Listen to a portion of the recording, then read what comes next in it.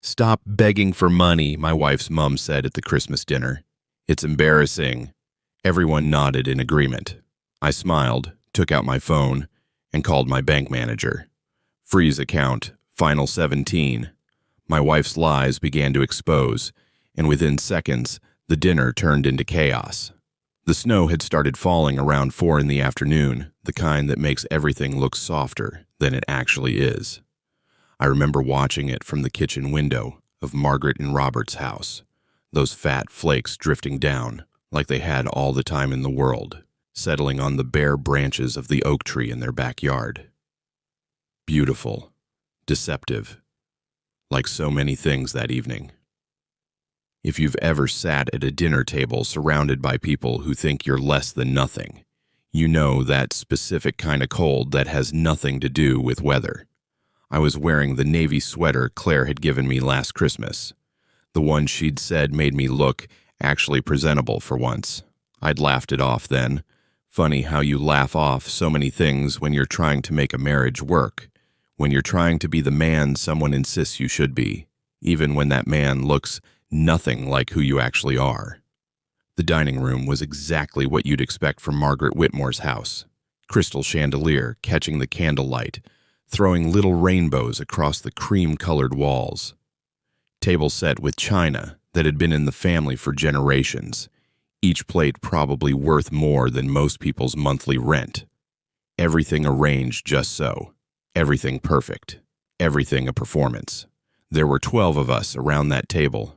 Margaret at the head, naturally her silver hair styled in that way.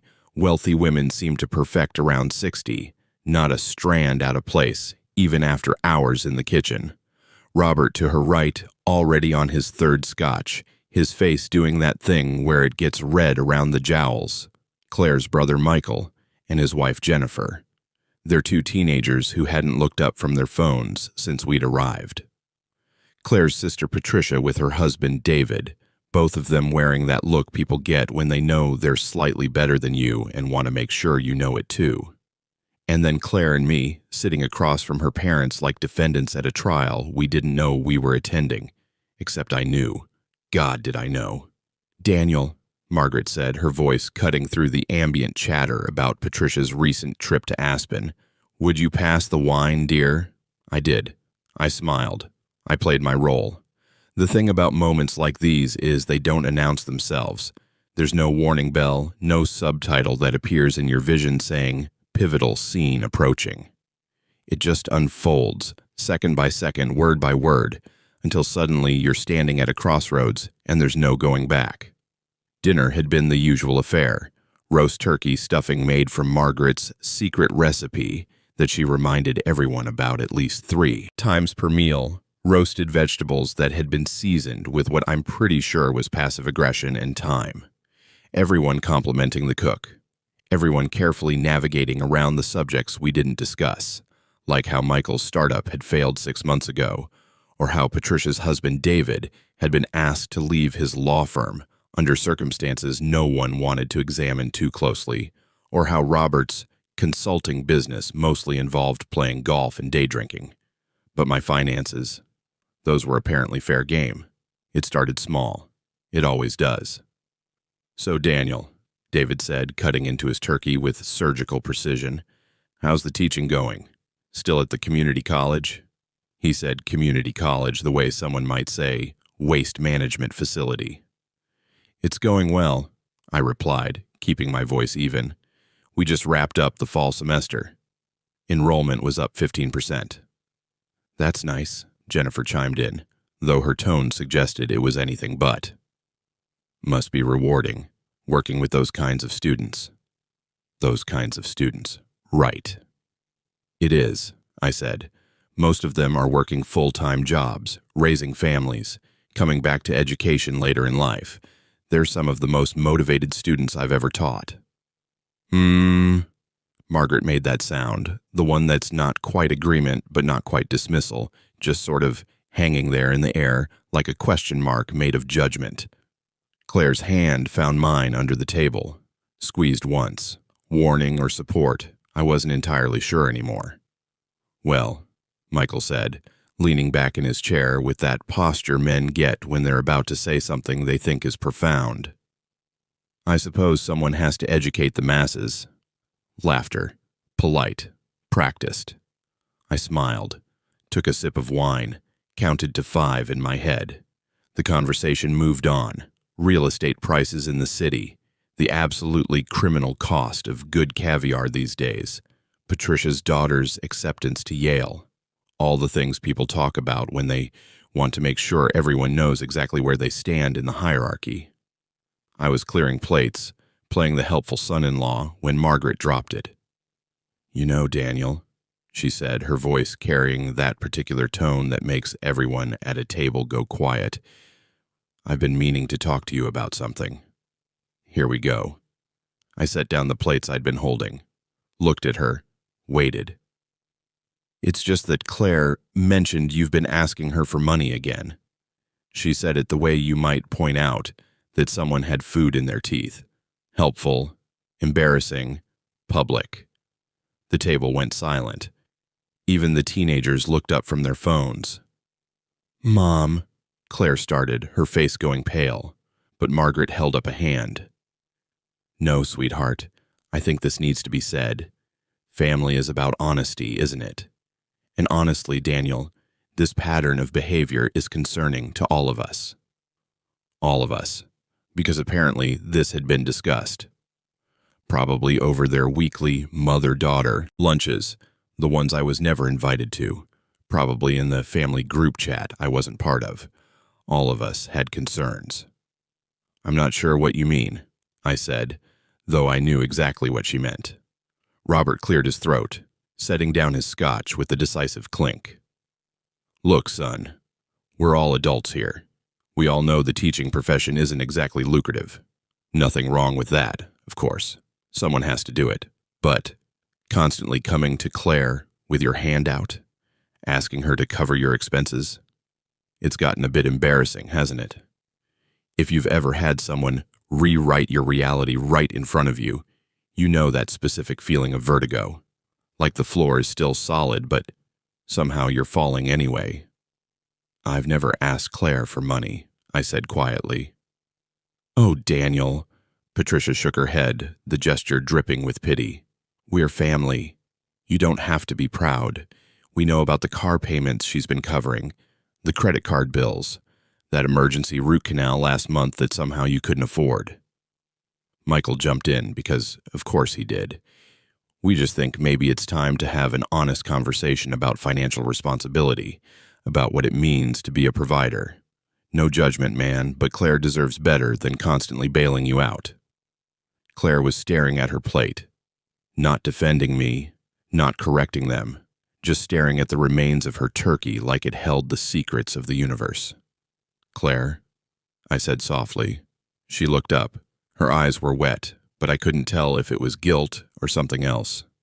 "I just mentioned that things had been tight, and—" "Tight because you refused to be practical," Margaret interrupted. "Teaching English literature to people who'll probably never read another book after they graduate. Turning down that position at Robert's friend's company because it wasn't your calling." She made air quotes, actual air quotes, around the word calling. "Callings don't pay mortgages, Daniel. The thing is, there had been a position. Robert had pulled strings to get me in interviews at some tech company, a corporate training role that would have paid 3 times my teaching salary. And yes, I'd turned it down, because I'd spent 6 years getting my PhD, because I actually gave a damn about education, because some of us measure success in something other than zeros on a paycheck. But that wasn't the story they'd told themselves. "I appreciate your concern," I said, my voice still calm, still even, still playing the role of the grateful, if slightly pathetic son-in-law. "But I think there's been some miscommunication." "The only miscommunication," David said, folding his napkin with lawyerly precision, "is you thinking you can continue this lifestyle at Claire's expense." This lifestyle. I looked around the table, at the designer clothes, the expensive watches, the casual wealth that dripped from every surface of this house like condensation, and I was the one with the lifestyle problem. "Stop begging for money," Margaret said, her voice suddenly sharp, cutting. It's embarrassing. Everyone nodded. Like a choreographed performance. Like they'd all agreed on this beforehand, practiced their parts. Michael nodding. Patricia nodding. David with his sanctimonious little head bob. Robert raising his scotch in what might have been agreement or just general intoxication. Even the teenagers, probably just following the lead of the adults, joining in the consensus. Daniel the beggar. Daniel the burden. Daniel the man who couldn't provide for his wife. Claire was crying now, soft little sounds that might have been sobs or might have been relief that it was finally out in the open. I couldn't tell anymore. After 7 years of marriage, I couldn't tell. That's when I smiled. It wasn't a happy smile. It wasn't cruel either, not really. It was the smile of someone who's been playing chess while everyone else thought they were playing checkers. The smile of someone who's been waiting for exactly this moment. I reached into my pocket and pulled out my phone. "You're right," I said, my voice carrying across the silent table. "We should absolutely talk about money, about financial responsibility, about who's been begging for what." I unlocked my phone with my thumbprint, pulled up my contacts, and selected a number I'd had programmed under a very specific name. The table watched me, confused, concerned. Claire's face had gone from pale to something approaching translucent. The phone rang twice before a crisp, professional voice answered. "Good evening, Dr. Reeves. How can I help you?" I put it on speaker, set it in the middle of the table, right between the gravy boat and the centerpiece of winter roses Margaret had been so proud of. "Hello, James," I said, still smiling that smile. "Sorry to bother you on Christmas evening. I need you to execute Protocol Final 17. A pause, the kind that feels like the world holding its breath. "Are you certain, Dr. Reeves? This action is irreversible." "Yes, James, I'm certain. Freeze all access to accounts ending in 4739, 4740, and 4741, effective immediately. Full lockout of secondary users. Authorization code Delta 7 November Charlie." Another pause, longer this time. I could hear typing on the other end, rapid clicking of keys, the soft beep of what I knew was James pulling up the accounts in question. "Confirmed, Dr. Reeves. All secondary access has been terminated. The accounts are now in sole access mode under your credentials only. Shall I send the confirmation to your email?" "Please do. And James, Merry Christmas." "Merry Christmas, Dr. Reeves." I ended the call, looked up at the table. You know that moment in movies where everything freezes? Where the camera slowly pans around the room, catching each face in perfect detail? It was like that, except it was real. And I was watching my wife's entire family realize that something had just gone very, very wrong with their script. Claire was the first to speak, her voice barely a whisper. "Daniel, what did you just do?" "What did I do?" I picked up my wine glass, took a slow sip. I stopped begging for money. Robert had gone from red to purple. "Those account numbers are mine," I said simply. "Well, technically they're joint accounts that I opened when Claire and I got married. But since I'm apparently such a financial burden, such an embarrassment, I thought it best to simplify things." Margaret's face had done something I'd never seen before. All that careful composure, that practiced grace, cracking like ice on a spring pond. "You can't just freeze my own accounts. Actually, I can. I just did." Michael was pulling out his phone, his fingers moving frantically across the screen. "This is insane. Claire, call him back. Tell him to..." "Tell him to what?" I asked. "Let everyone keep treating me like a charity case. Keep pretending I'm the problem." "You are the problem," Patricia practically shrieked. "You've been living off Claire for years." That's when I laughed. Really laughed. The kind of laugh that comes from somewhere deep and dark and done with everything. "Living off Claire," I repeated. "That's interesting. Tell me, Patricia, who do you think has been paying for Claire's car? The one she told you I couldn't afford to help with?" Silence. Who's been paying the mortgage on the condo Claire told you she had to cover because my teaching salary was so pathetic? More silence. Who do you think paid for her MBA? The one she just finished last spring? The one that cost $85,000? The one she told everyone she'd had to finance herself because her deadbeat husband couldn't help? Claire was white now, bone white, the color of snow, the color of lies coming home. Daniel, stop, she whispered. Stop? I looked at her, really looked at her, maybe for the first time in months. I'm just getting started. I pulled up my email on my phone, found the one I'd prepared earlier this week, the one I'd hoped I wouldn't have to use. Sent it to the printer in Robert's study. I could hear it humming to life from down the hall. Those account numbers James just froze, they represent roughly $2.4 million. Money from my grandmother's trust. Money from the investments I made after selling my first book. Money from consulting work I've been doing for the last 3 years with universities across the country. Work I never mentioned because Claire asked me not to. Said it would be awkward if her family knew I was making more than her father. The printer had finished.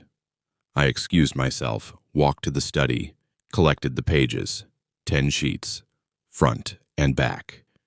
Numbers don't lie. When I came back to the dining room, I laid them out on the table like a card dealer showing a winning hand. Bank statements, I said. The last 3 years, every deposit, every withdrawal, every transfer to Claire's personal account that she claimed were my begging for basic expenses. Margaret reached for them with shaking hands, started reading. Her face went through several colors, none of them good.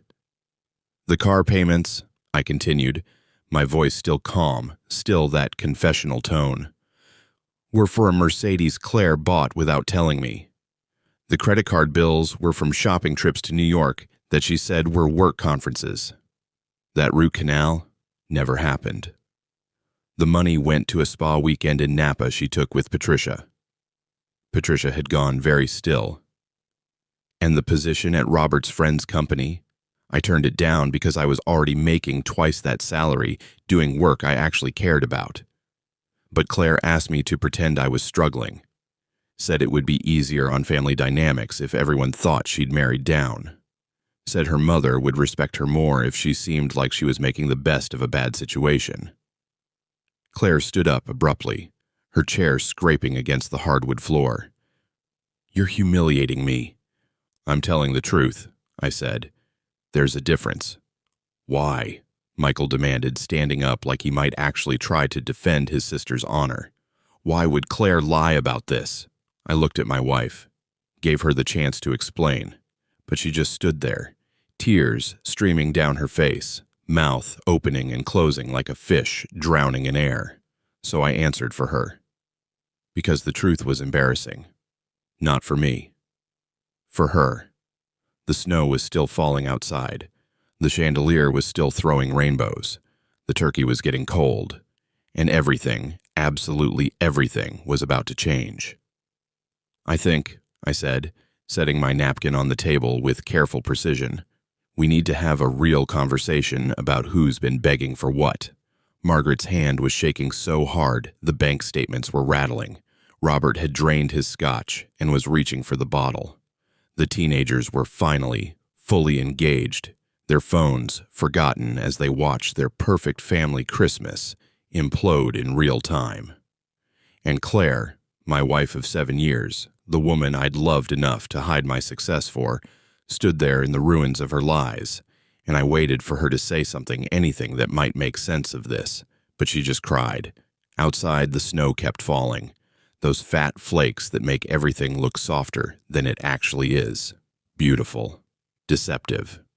Like so many things, the silence after a bomb drops is always longer than you think it will be. I've read about this phenomenon. In the books I teach, the ones Margaret thought were a waste of time, there are dozens of examples of characters experiencing time dilation during moments of crisis. Fitzgerald wrote about it. Woolf practically built her career on it. But reading about it and living it are two entirely different things. The silence at that table probably lasted 10 seconds, maybe 15, but it felt like hours.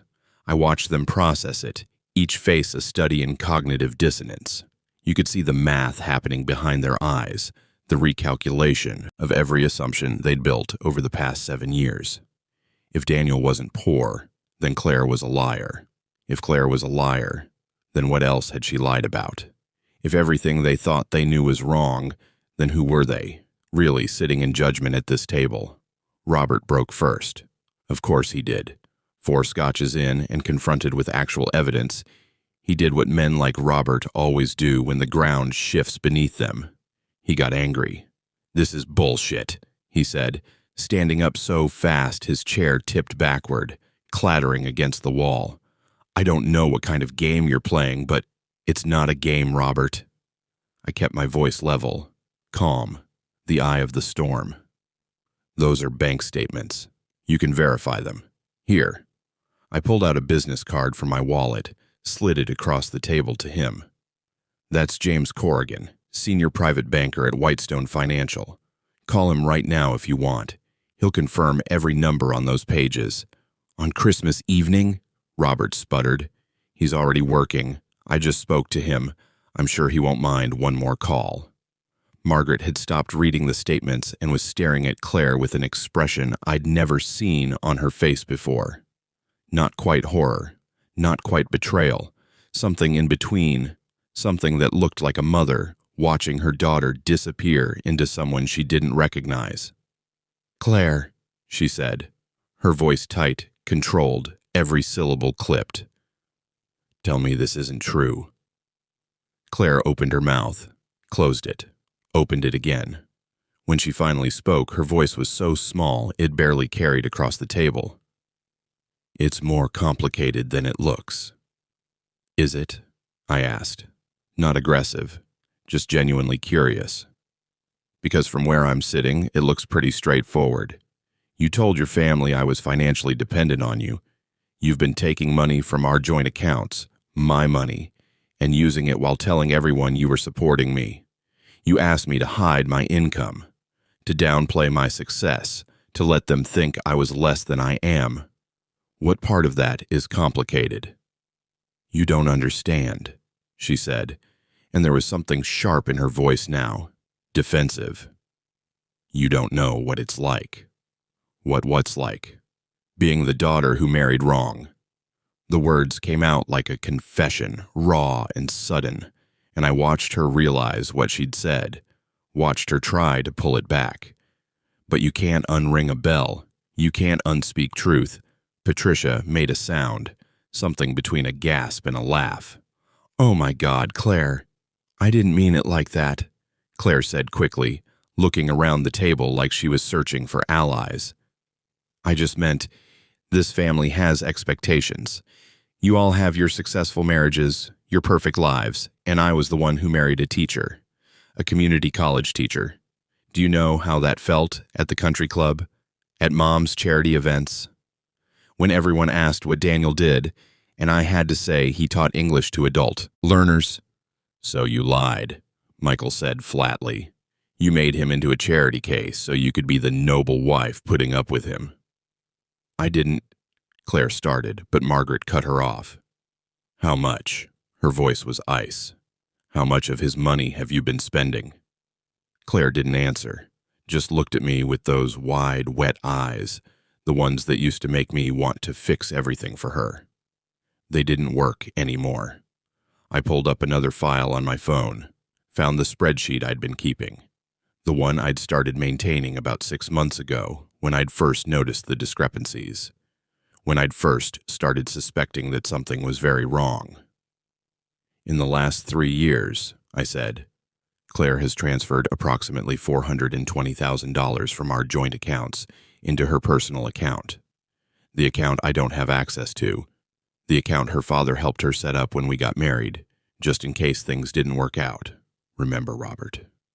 Robert's face went from purple to gray. I didn't question it at first. We were married. I trusted her. But then I started noticing patterns. Large withdrawals right before her trips with Patricia. regular transfers on the first of every month like clockwork, so I started documenting. I pulled up photos on my phone, credit card statements Claire thought I couldn't see, receipts from stores in cities she'd never mentioned visiting, hotel confirmations, spa packages, shopping sprees at Bergdorf's and Barney's and Neiman Marcus. "This is insane," Jennifer said, speaking for the first time all evening. "Why would you document your own wife like this? What kind of marriage?" "The kind where one person is lying to everyone, including her husband, about fundamental aspects of their life together," I said. "The kind where I wake up and realize I don't actually know the person I married. If you've ever had to defend your right to protect yourself, you know how it feels, how they make you the villain for having boundaries, for refusing to be gaslit, for collecting evidence of your own reality." Claire was crying harder now, full sobs that shook her shoulders. Patricia moved to comfort her, shooting me a look that could have stripped paint. "You didn't have to do this in front of everyone. This is cruel." "Is it?" I asked. "Is it cruel to defend myself against accusations of being a financial leech, against being humiliated at a family dinner, to finally tell the truth after being asked to hide it for years?" "You could have handled this privately," David said, his lawyer voice coming out. "Between you and Claire. This public spectacle, like the public spectacle of being told to stop begging for money at Christmas dinner." I let the question hang there. "Like being called embarrassing in front of the whole family? That kind of private?" No one had an answer for that. Margaret was still holding the bank statements, her knuckles white against the paper. "Claire Elizabeth Whitmore Reeves," she said, using the full name, the one that always meant serious trouble. "Did you tell us Daniel couldn't afford your car payments?" Silence. "Did you tell us he needed help with basic expenses?" More silence. "Did you tell me, your mother, that he'd asked you to pay for his dental work because he didn't have insurance?" "Mom, answer the question." "Yes." It came out as a whisper. "Yes, I said those things." "Why?" And that was the question, wasn't it? The one I'd been asking myself for months. Why would someone who claimed to love me work so hard to make me smaller? Why would she need me to be less? Claire wiped her eyes with the back of her hand, smearing mascara across her cheek.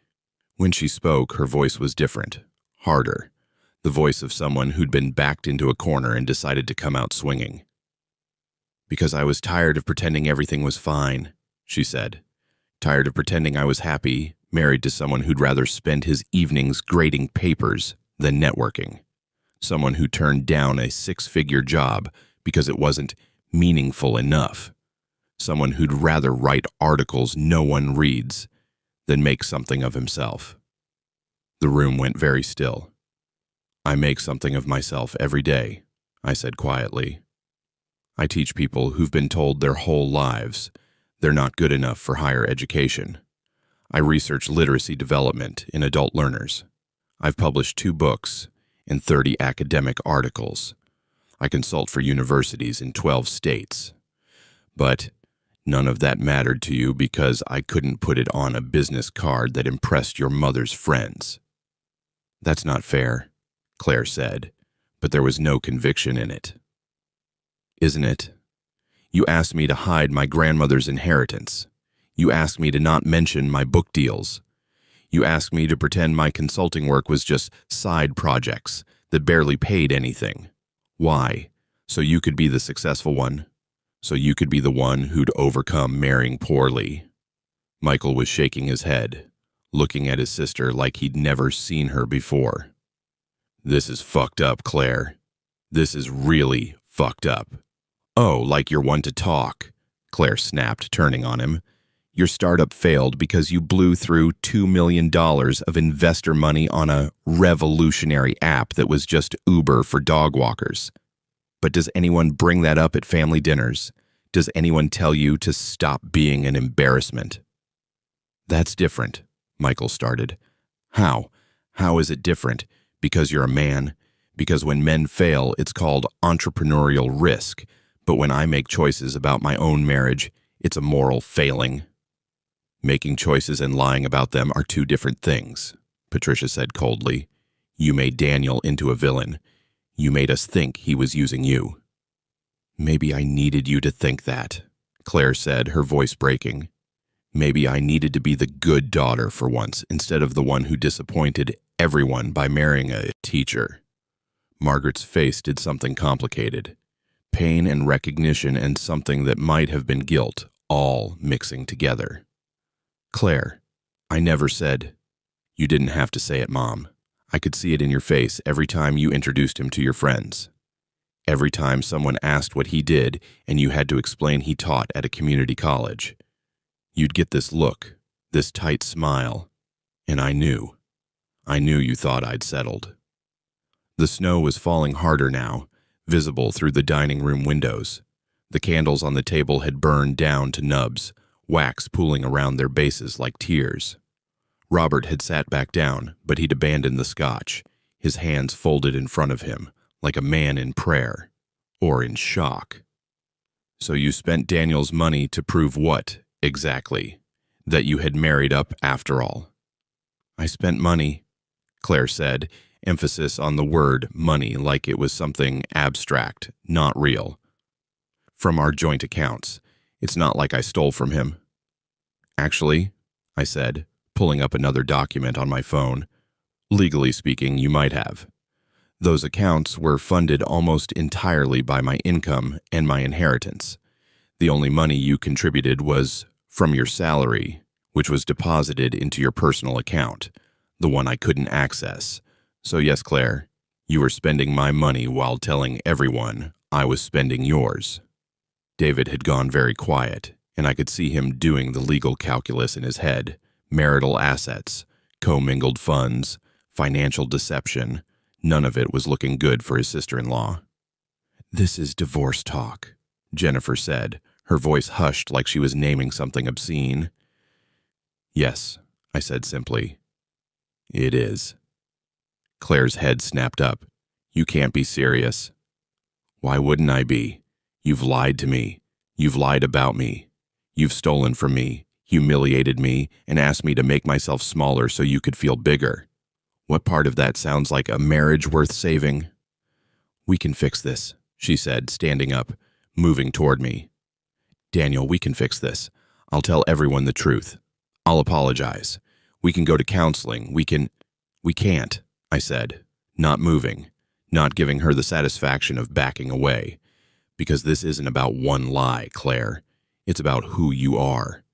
It's about you needing me to be less so you could be more. And I'm done being less. The teenagers were filming now. Of course they were.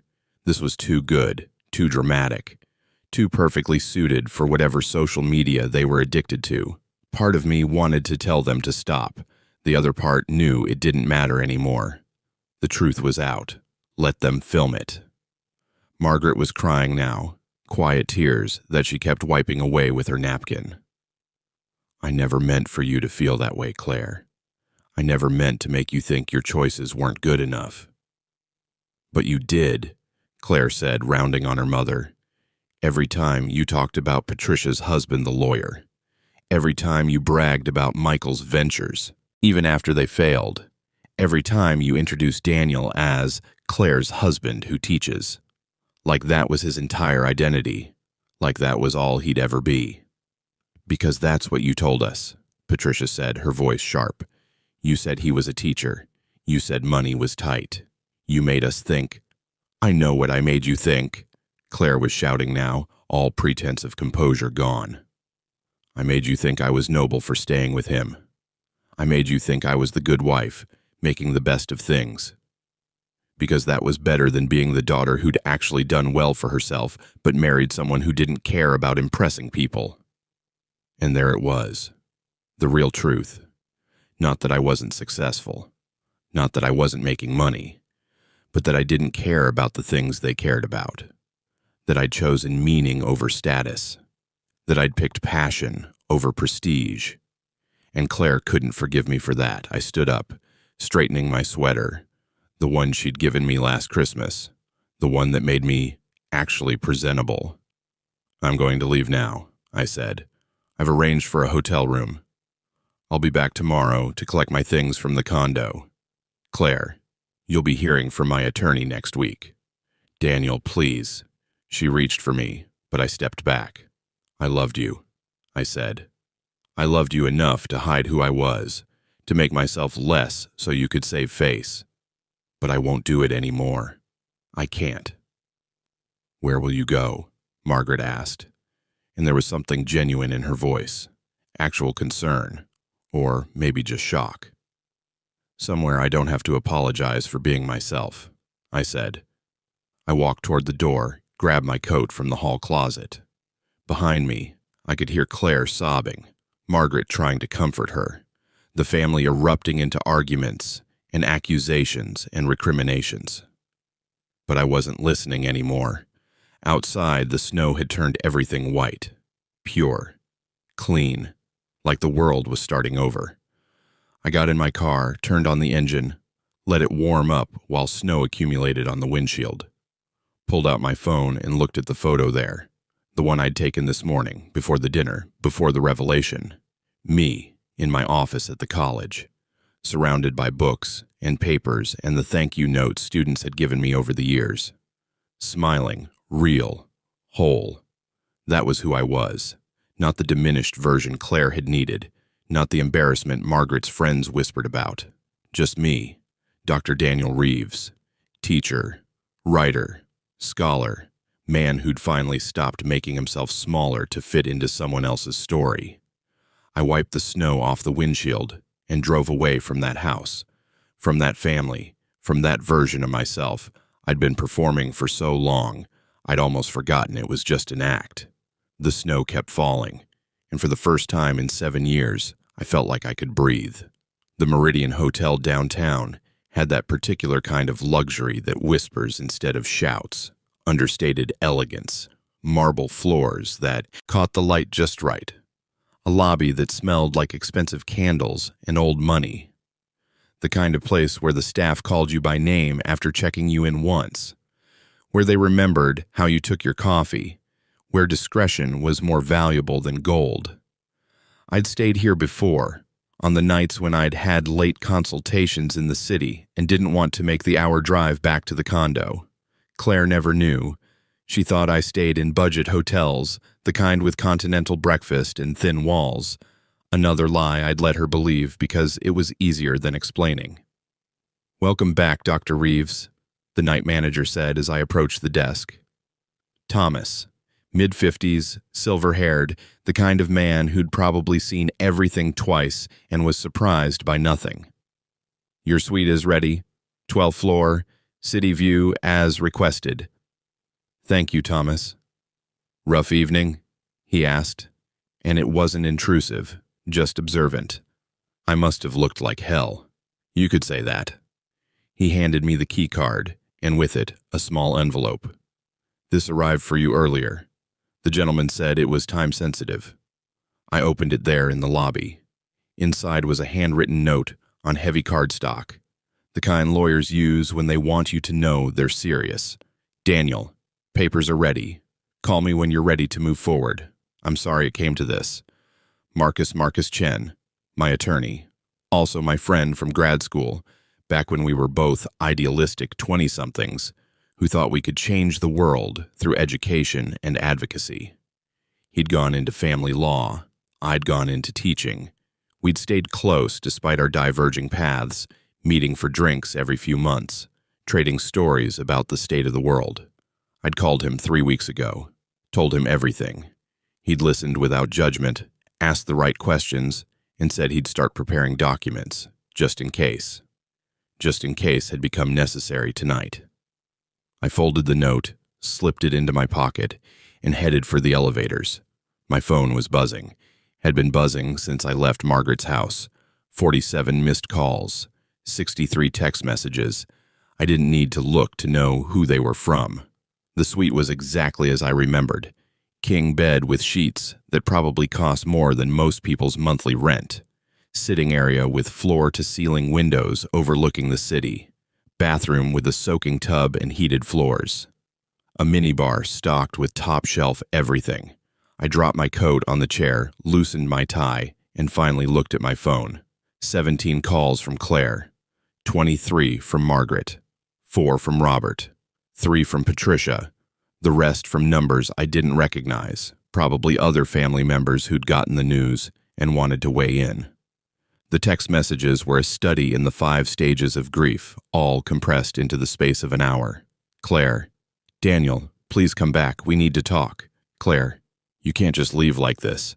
Claire, I'm sorry. Okay, I'm sorry. Please, Claire. This is insane. You're being insane, Claire. Answer your phone. Margaret, Daniel, I think we all need to calm down and discuss this rationally. Patricia, how dare you humiliate my sister like that, you bastard Robert. Son, let's talk man to man about this. Claire, I love you. Doesn't that mean anything? Claire, you're destroying our marriage over a misunderstanding. Claire, please, Claire. Daniel, I'm begging you. The irony of that last message wasn't lost on me. Claire, begging. Claire asking for something she couldn't simply take. I poured myself a scotch from the minibar. Macallan 18, $75 for a pour that size. I raised the glass to the window, to the city lights spread out below like a constellation of human ambition and need. To the truth, I said to no one. Drank. If you've ever made a decision that changes everything, you know that specific feeling that comes after. Not regret, exactly. More like standing on the edge of a cliff and realizing you've already jumped. The ground is coming, inevitable. And all you can do is decide how you want to land. My phone rang. Claire. I watched it buzz and light up and eventually go to voicemail. 30 seconds later, the voicemail notification appeared. I almost didn't listen. Almost. But something in me needed to hear it. Needed to know what she'd say when she thought she had one more chance. Her voice was wrecked, crying so hard I could barely understand the words. Daniel, please. Please pick up. I know I messed up. I know I did, but we can fix this. We can go to therapy. I'll tell everyone the truth. I'll make it right. Just please don't throw away 7 years over this. Please. I love you. I know I haven't been good at showing it, but I do. I love you. Please call me back. Please. The message ended. The automated voice asked if I wanted to delete or save it. I pressed delete. Then I called Marcus. He answered on the first ring. I was wondering when I'd hear from you tonight. How did you know? Because I know you, Dan, and because Jennifer Whitmore posted a video on TikTok 40 minutes ago that's already got 200,000 views. You've gone viral. Of course I had. What's the video? You, at the dinner table, freezing the bank accounts, your wife crying, the bank statements, the whole thing. Comments are about 60% supportive, 30% calling you a monster, 10% just there for the drama. I took another sip of scotch. Wonderful. Actually, from a legal standpoint, it might be helpful. Public documentation of the confrontation, evidence that you were provoked into revealing financial information in self-defense. It establishes timeline and context. This was why Marcus was good at his job, always thinking 3 moves ahead. I'm ready to move forward, I said, with the divorce, with all of it. You're sure? Because there's no coming back from this. Once we file, I'm sure. A pause. I could hear him breathing, considering, okay, I'll have the papers ready for your signature tomorrow. We'll file Monday morning. I'm going to recommend we also pursue financial discovery, given the evidence of misappropriation. Claire took substantial amounts from joint accounts under false pretenses. I don't want to destroy her, I said. I just want out. Dan, she humiliated you publicly. She lied to her family about you, used your money while portraying you as a deadbeat. You have grounds for... I know what I have grounds for, but that's not who I am. I want a clean separation, equitable division of actual marital assets. She can keep what she brought into the marriage. I keep what I brought in. We split anything we actually acquired together. That's more than fair. Probably too fair. I don't care about fair. I care about being free of this. Another pause, longer this time. All right, I'll draw it up that way. But Dan, you need to prepare yourself. Claire's not going to accept this quietly. Neither is her family. They're going to fight. Let them fight. I'm done. We talked logistics for another 20 minutes. Asset division timeline. The fact that we had no children, no shared property beyond the condo that was in both our names. It was almost anticlimactic how simple 7 years of marriage could be reduced to a series of legal documents and bank transfers. After I hung up with Marcus, I stood at the window and watched the city. Christmas lights still glowing on buildings, late-night traffic moving like blood through veins. Somewhere out there, people were living their lives, fighting their own battles, making their own impossible decisions. My phone buzzed again, a text from a number I didn't recognize. This is Michael. I know you probably don't want to hear from any of us right now, but I wanted to say I'm sorry. For tonight. For all of it. Claire was wrong. We were all wrong. For what it's worth, I think you handled it with more grace than most men would have. I stared at that message for a long time. Of all the people I'd expected to hear from, Michael wasn't one of them. Michael, who'd nodded along with his mother's accusations. Michael, whose startup had burned through millions while I was being called a financial burden. I typed back, "Thank you. That means more than you know." 3 dots appeared. Disappeared. Appeared again. Mom's a mess. Dad's locked himself in his study. Patricia's still defending Claire, but I think even she knows how bad this is. And Claire, she's upstairs in her old room, won't come out. It's like watching a building collapse in slow motion. "I'm sorry it came to this," I wrote. "Are you?" "Sorry, I mean." I thought about that. Took another sip of scotch. Watched the city lights blur slightly through the glass. "No," I typed. "I'm relieved." "Yeah, I get that. For what it's worth, I always thought you were too good for her. Just didn't realize how right I was. We didn't text again after that. Didn't need to. Some truths don't require elaboration. I ran a bath. Hot, enough to hurt. Added some of the lavender bath salts the hotel provided, because why not? Sank into water that was just this side of scalding. And felt my muscles unknot for the first time in hours. Maybe the first time in years. The thing about hiding who you are is it creates this constant tension in your body. You're always performing, always monitoring, always making sure you don't accidentally reveal too much success, too much competence, too much of anything that might upset the narrative someone else has written for you. And when you finally stop, when you finally let yourself just be, the relief is almost painful. I stayed in that tub until the water started to cool, until my fingers pruned, until I felt something like human again. When I finally got out, wrapped myself in the hotel's plush robe, I found more messages waiting. "Margaret, Daniel, I owe you an apology, several apologies.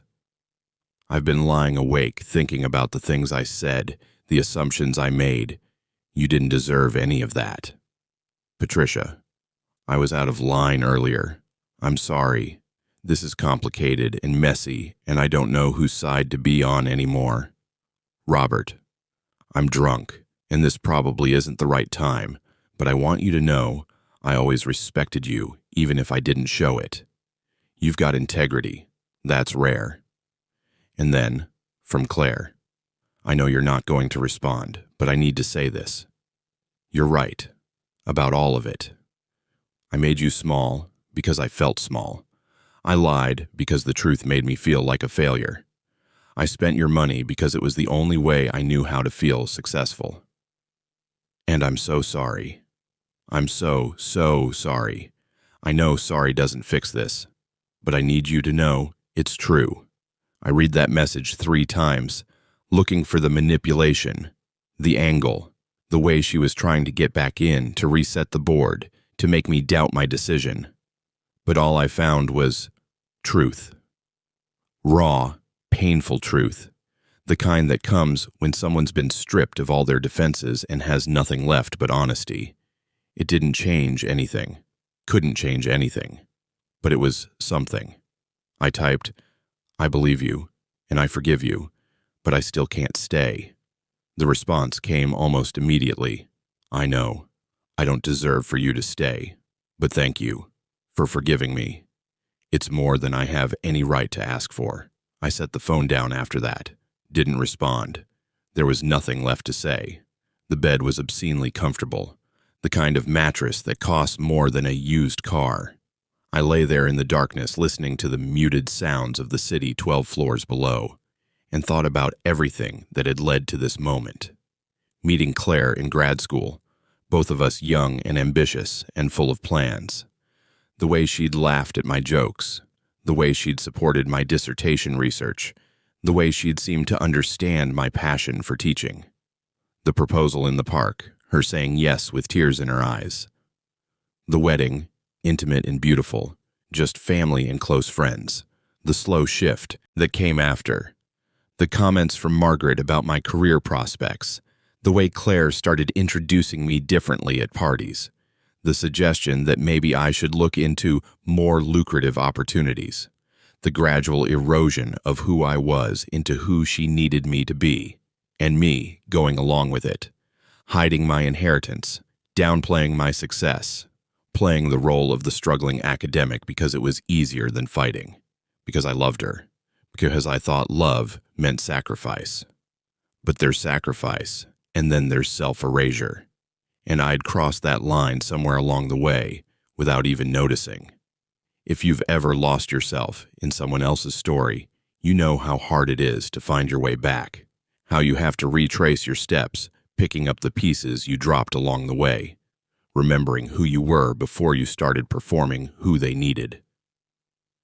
I thought about my students, the ones Margaret dismissed as those kinds of students, the single mothers working 2 jobs while taking night classes, the veterans using their GI Bill benefits to build new lives, the immigrants pursuing degrees in their 3rd language, the 50-year-olds starting over after layoffs or divorces, or just the slow realization that life was passing them by.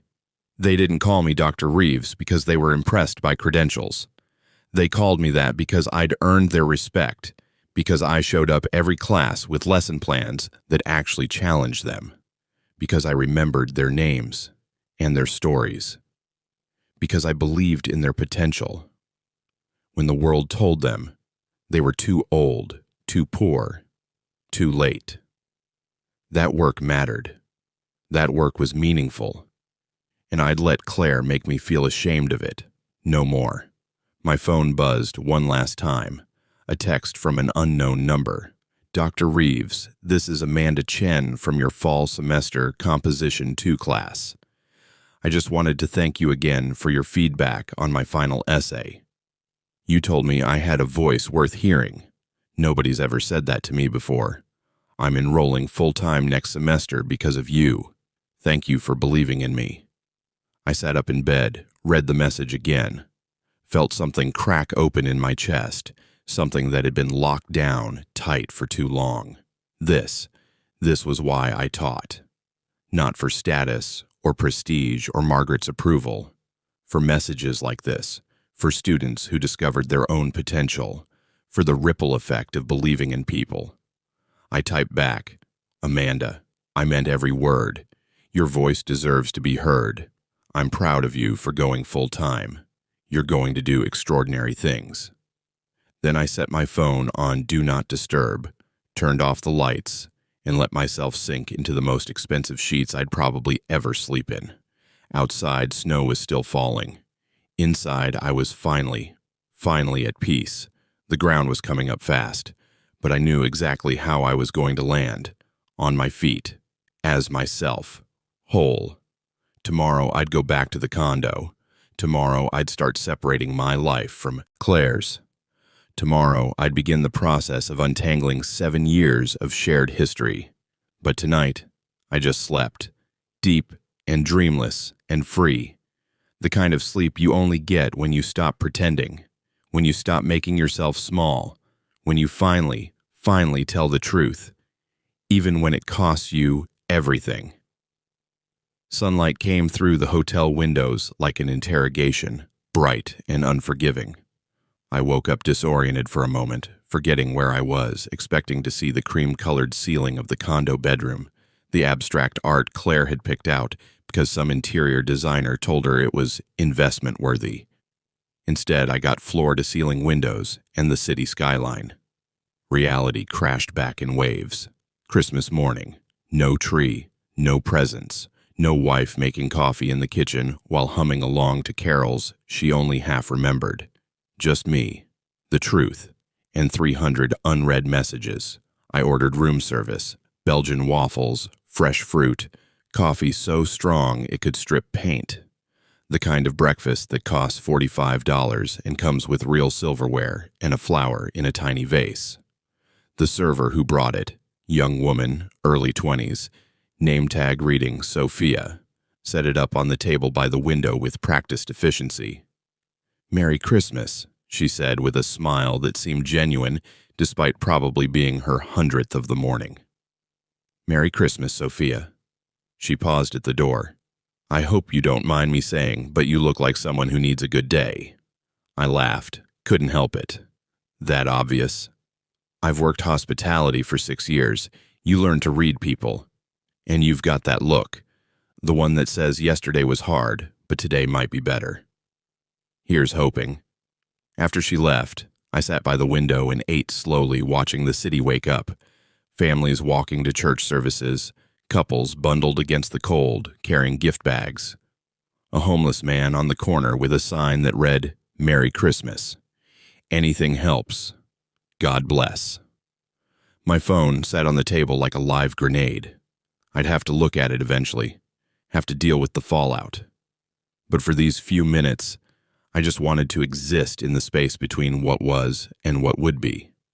The waffles were perfect. The fruit was fresh.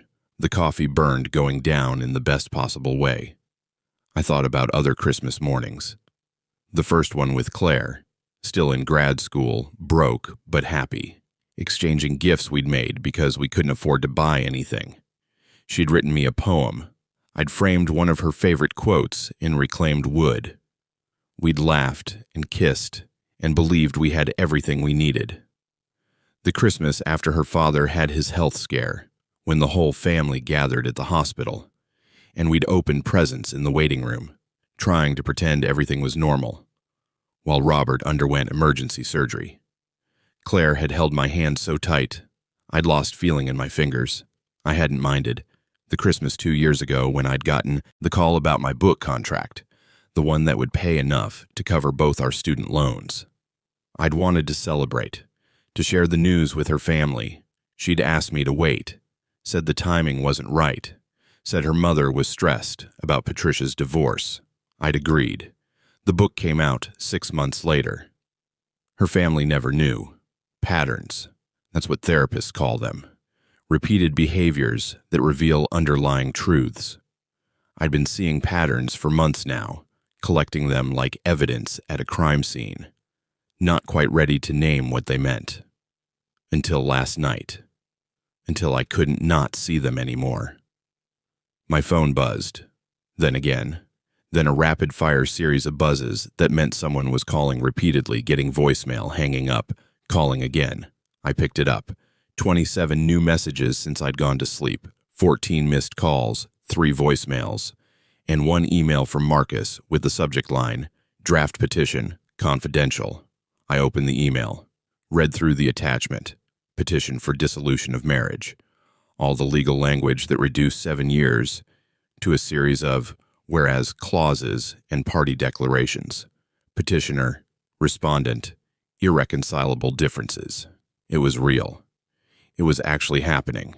I scrolled through the text messages, doing triage.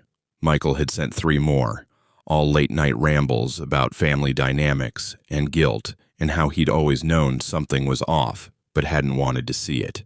Patricia had sent one. "I owe you a real apology, not a text. Can we talk?" Margaret had sent 5, progressively more emotional, ending with, "I raised her to be strong. I didn't mean to raise her to be cruel. I'm so sorry, Daniel. Robert, sober now. Still sorry. You're a good man, better than this family deserves. And Claire. 17 messages from Claire. Are you awake? Please talk to me. I can't sleep. I keep thinking about everything I said, everything I did. How long have you known? How long have you been planning this? Were you ever going to give me a chance to fix it?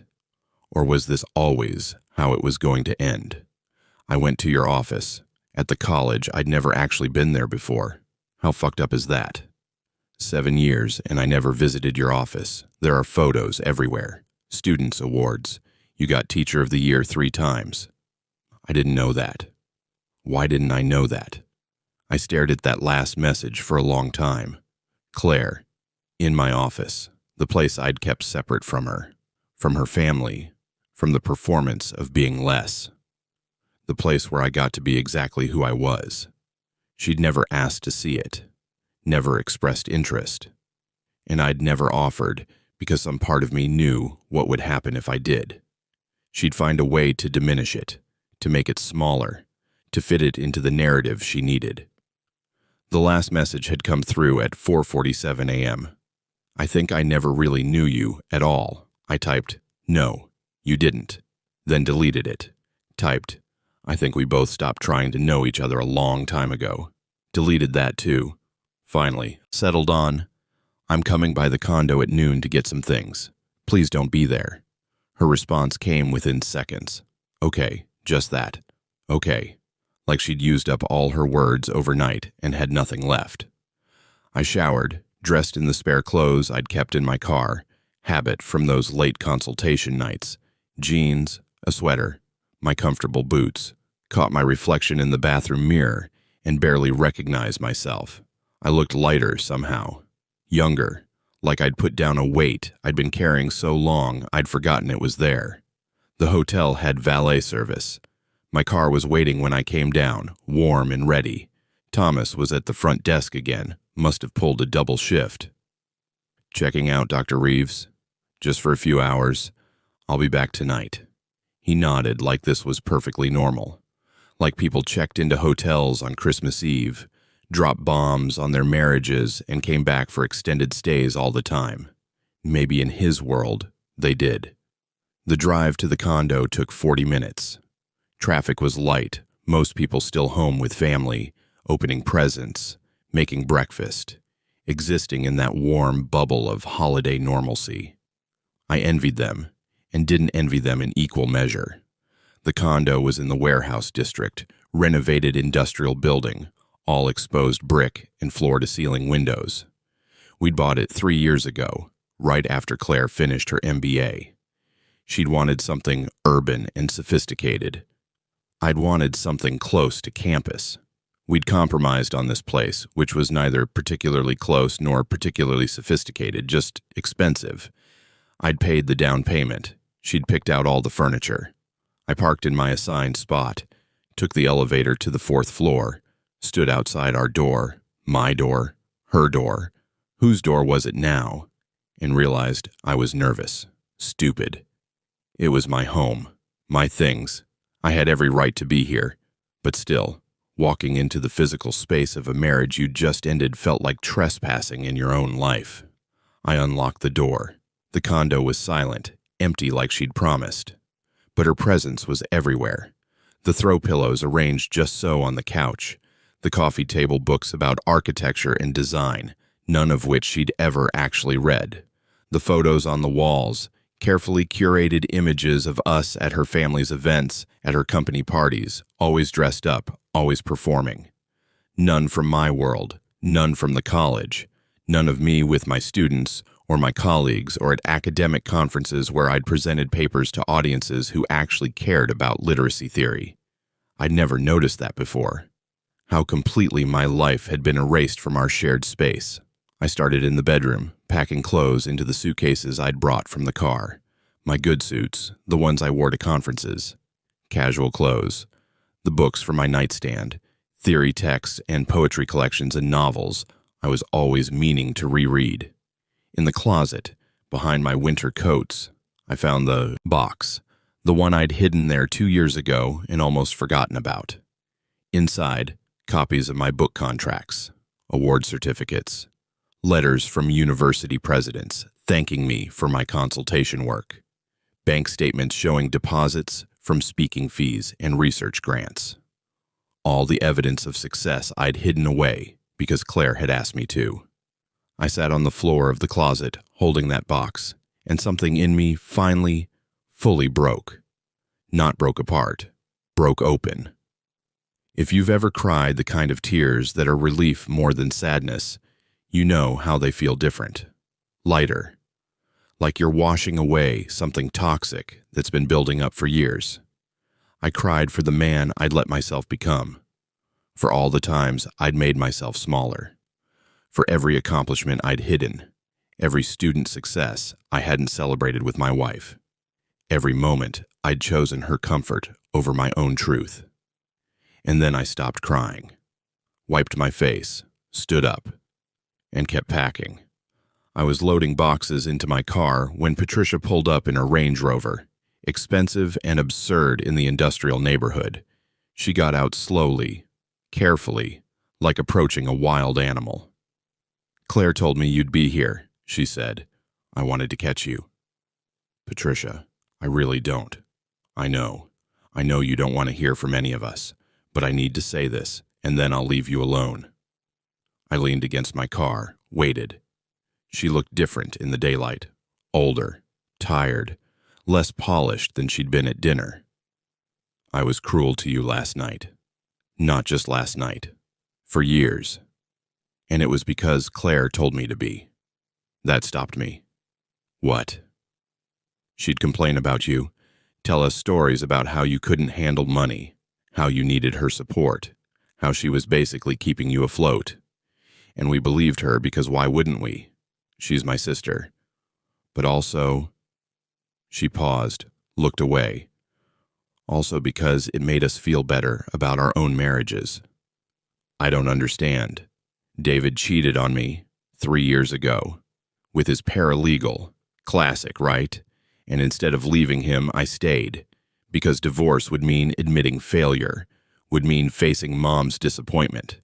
So I stayed and I pretended everything was fine, and I needed Claire's marriage to be worse than mine, needed to believe at least I hadn't married a deadbeat." The honesty was startling, raw, the kind of truth you usually only hear in therapy or during 3 a.m. conversations with people you'll never see again. "I'm sorry that happened to you," I said. "Don't do that. Don't be kind to me. I don't deserve it." Her voice cracked. "You were a good husband. You were a good man, and we treated you like shit because it was easier than examining our own lives. Patricia, she's in love with someone else." The words came out fast, like she'd been holding them in and couldn't anymore. "Claire, she's been having an affair for 8 months.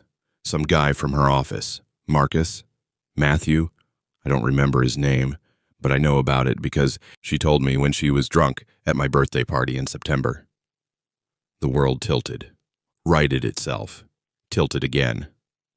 "Did you hear me?" Patricia asked. "She's been cheating on you." "I heard you. And it makes sense." It did, weirdly. All the late nights she'd claimed were work emergencies, the new lingerie that never got worn around me, the way she'd started going to the gym at odd hours, coming home showered and fresh and distant. "How long have you known?"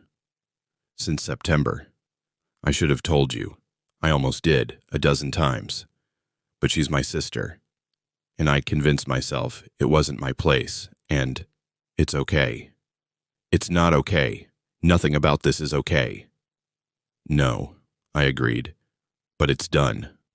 And honestly, it makes leaving easier." Patricia was crying now, mascara running down her face in dark tracks. "I destroyed my marriage trying to look perfect. Claire destroyed hers trying to feel superior. And you were just collateral damage in our family's dysfunction." "I wasn't just collateral damage. I participated. I let it happen. I chose to hide who I was instead of fighting for myself." "Why?" Good question. The question I'd been asking myself all night. Because it was easier than admitting the marriage was broken. Easier than facing the fact that I'd chosen someone who needed me to be less. And because I took a breath. Because some part of me believed what you all believed. That teaching wasn't enough. That I wasn't enough. And if I could just be quiet and small and grateful, maybe eventually I'd actually become enough. But you were always enough, Patricia said. You were always more than enough. We were the ones who weren't. I put another box in my car, closed the trunk. I need to finish packing. Will you forgive us, eventually? I already have. Forgiveness is for me, not for you. But forgiveness doesn't mean reconciliation. It just means I'm not carrying your guilt anymore. She nodded, wiped her face with the back of her hand. For what it's worth, I hope you find someone who sees you, really sees you. Someone who's proud of who you are instead of trying to change you. I hope you leave David, I said. I hope you stop settling for being treated like you don't matter. Yeah, me too. She drove away, and I went back upstairs for another load. Found Claire sitting on the couch, looking small and lost in the space we'd shared. I told you not to be here, I said. I know. I'm sorry. I needed to see you. Patricia told me about the affair. Her face crumpled. Daniel, don't. Just don't. It doesn't matter anymore. It does matter. I love you. I made a mistake. You made a choice. Multiple choices. Over months. That's not a mistake. That's a decision. She stood up, moved toward me. I stepped back. How long have you been planning this? The divorce? Since I realized I didn't recognize myself anymore. Since I understood that I'd rather be alone than be the version of me you needed. When was that? Honestly, about 6 months ago. The night of your company party. You introduced me to your boss as my husband he teaches. Not by name, not as Dr. Reeves, just as the teaching husband. And I realized that's all I was to you. A role, not a person. She was crying, full sobs now, the kind that shake your whole body. I'm so sorry. I'm so fucking sorry I ruined everything. Yes, you did. But I let you, so we're both responsible. Can't we try? Can't we go to counseling, work on this? No. Just no. After 7 years, just no. Just no. I picked up the last box, the one with the photos from my office, the awards I'd never displayed, headed for the door. I'll have my lawyer contact you about the condo, I said. You can buy me out or we can sell it. I don't care which. Daniel, please. Goodbye, Claire. I walked out, didn't look back, loaded the last box into my car, and drove away from that building, that life, that version of myself I'd been performing for so long I'd forgotten it was an act. The hotel suite felt like coming home, more than the condo ever had. I unpacked slowly, methodically, putting my clothes in the closet, my books on the desk, my life back in order. My phone rang. Marcus. The video hit national news, he said without preamble. You're trending on Twitter. Someone made a TikTok explaining the whole situation. You've got fan accounts. Jesus. On the plus side, public opinion is overwhelmingly on your side. On the minus side, you're now a public figure in a very public divorce. Great. There's more. 3 universities have called my office asking for your contact information. They want to discuss positions. Apparently, someone did their research and found out about your books and your consultation work. You're getting job offers because you went viral. I laughed. Couldn't help it. The absurdity of it all. This is insane. This is 2024. But Dan, I think this might be the best thing that ever happened to you. Maybe it was. Maybe sometimes the ground has to collapse before you can build something new. File the papers, I said. Let's make this official. Already done. Merry Christmas, Dr. Reeves. Merry Christmas, Marcus. I hung up, looked around the hotel suite. Temporary. uncertain, mine. For the first time in 7 years, completely mine. Outside, the city kept moving. Inside, I finally stopped, and it felt like freedom. 3 days after Christmas, I became a meme. Not in the way you'd think, not humiliating or degrading, but my face was everywhere. Screenshots from Jennifer's video, mostly the moment I'd smiled before calling James. That particular expression had been dissected by thousands of strangers, turned into reaction GIFs, paired with captions like, "When you're done playing small," and "The moment he chose himself." I was sitting in a coffee shop near the college when I first saw it on someone else's phone. College student, maybe 22, scrolling through Twitter while waiting for her latte. She didn't recognize me. Why would she? But there I was on her screen, frozen in that moment of decision. "That guy is my hero," she said to her friend. "Did you see the whole story?" "The one where his wife was taking his money and telling everyone he was broke?" "Yeah, it's wild. Apparently he's like this super successful professor or something, and she made him hide it." "Can you imagine? Just hiding who you are for someone else's ego?" Her friend shook her head. "I'd never. That's some toxic shit." I sipped my coffee and said nothing. Listened to two strangers discuss my life like it was a Netflix series. In a way, I guess it was. Entertainment, cautionary tale, digital drama for the algorithm to feast on.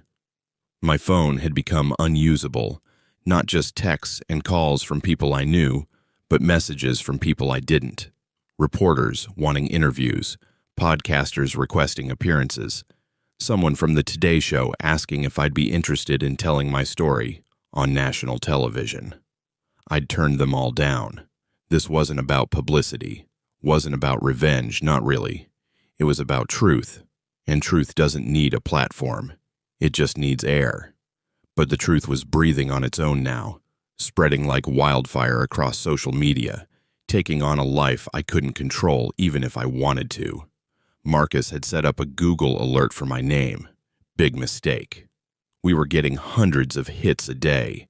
Think pieces about financial abuse in marriages, articles about emotional manipulation and gaslighting, Reddit threads analyzing every detail of the dinner conversation, piecing together Claire's lies like amateur detectives.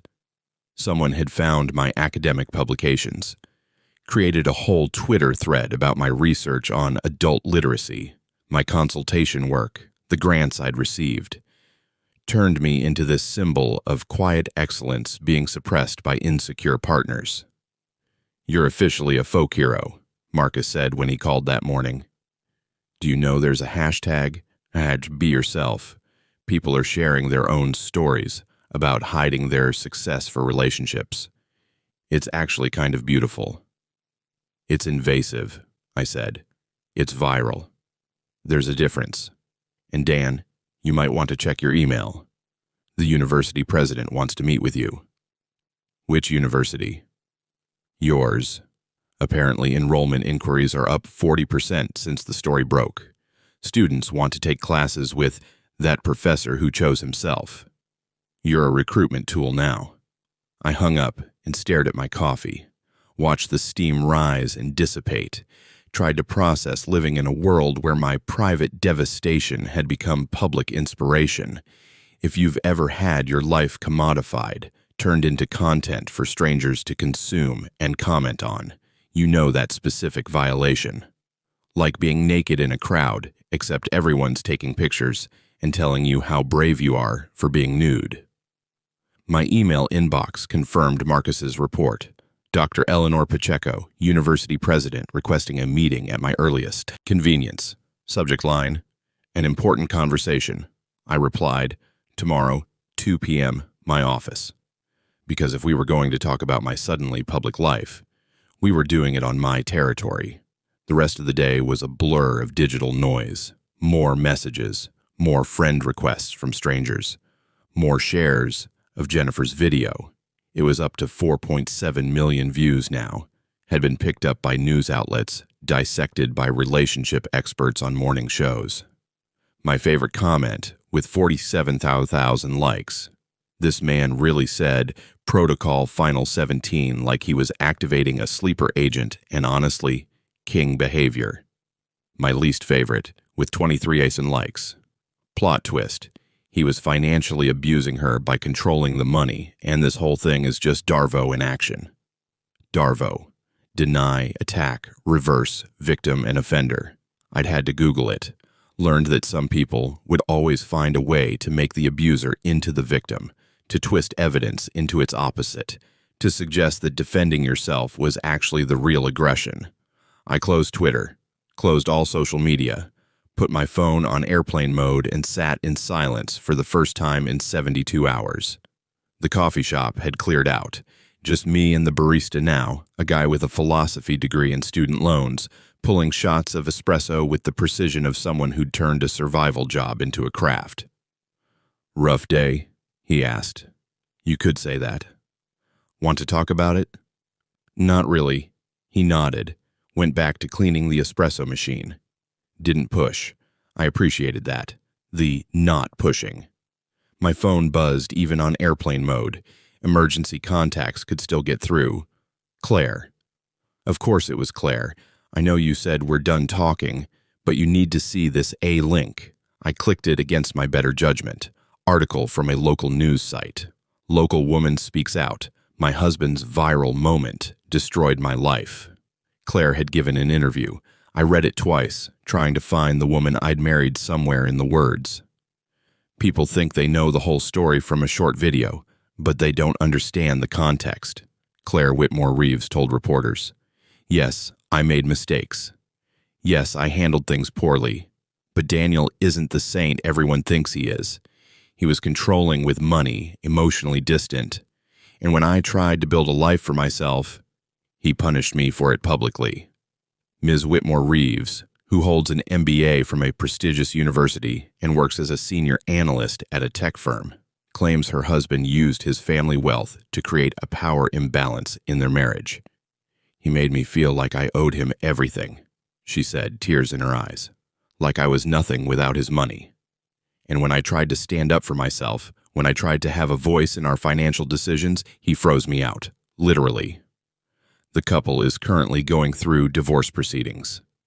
Ms. Whitmore Reeves's attorney declined to comment, but sources close to the family suggest Daniel Reeves may have violated financial privacy laws by publicly discussing private account information. I read it again, then a third time, looking for something that resembled reality.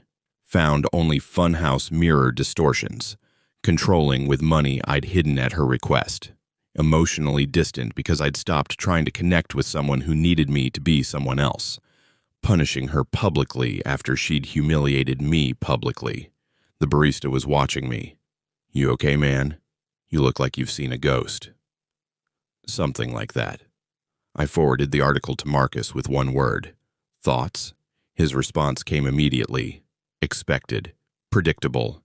Legally dubious on her part. Claiming financial abuse while having taken $400K. "We can handle this. Don't engage. Don't engage." Right.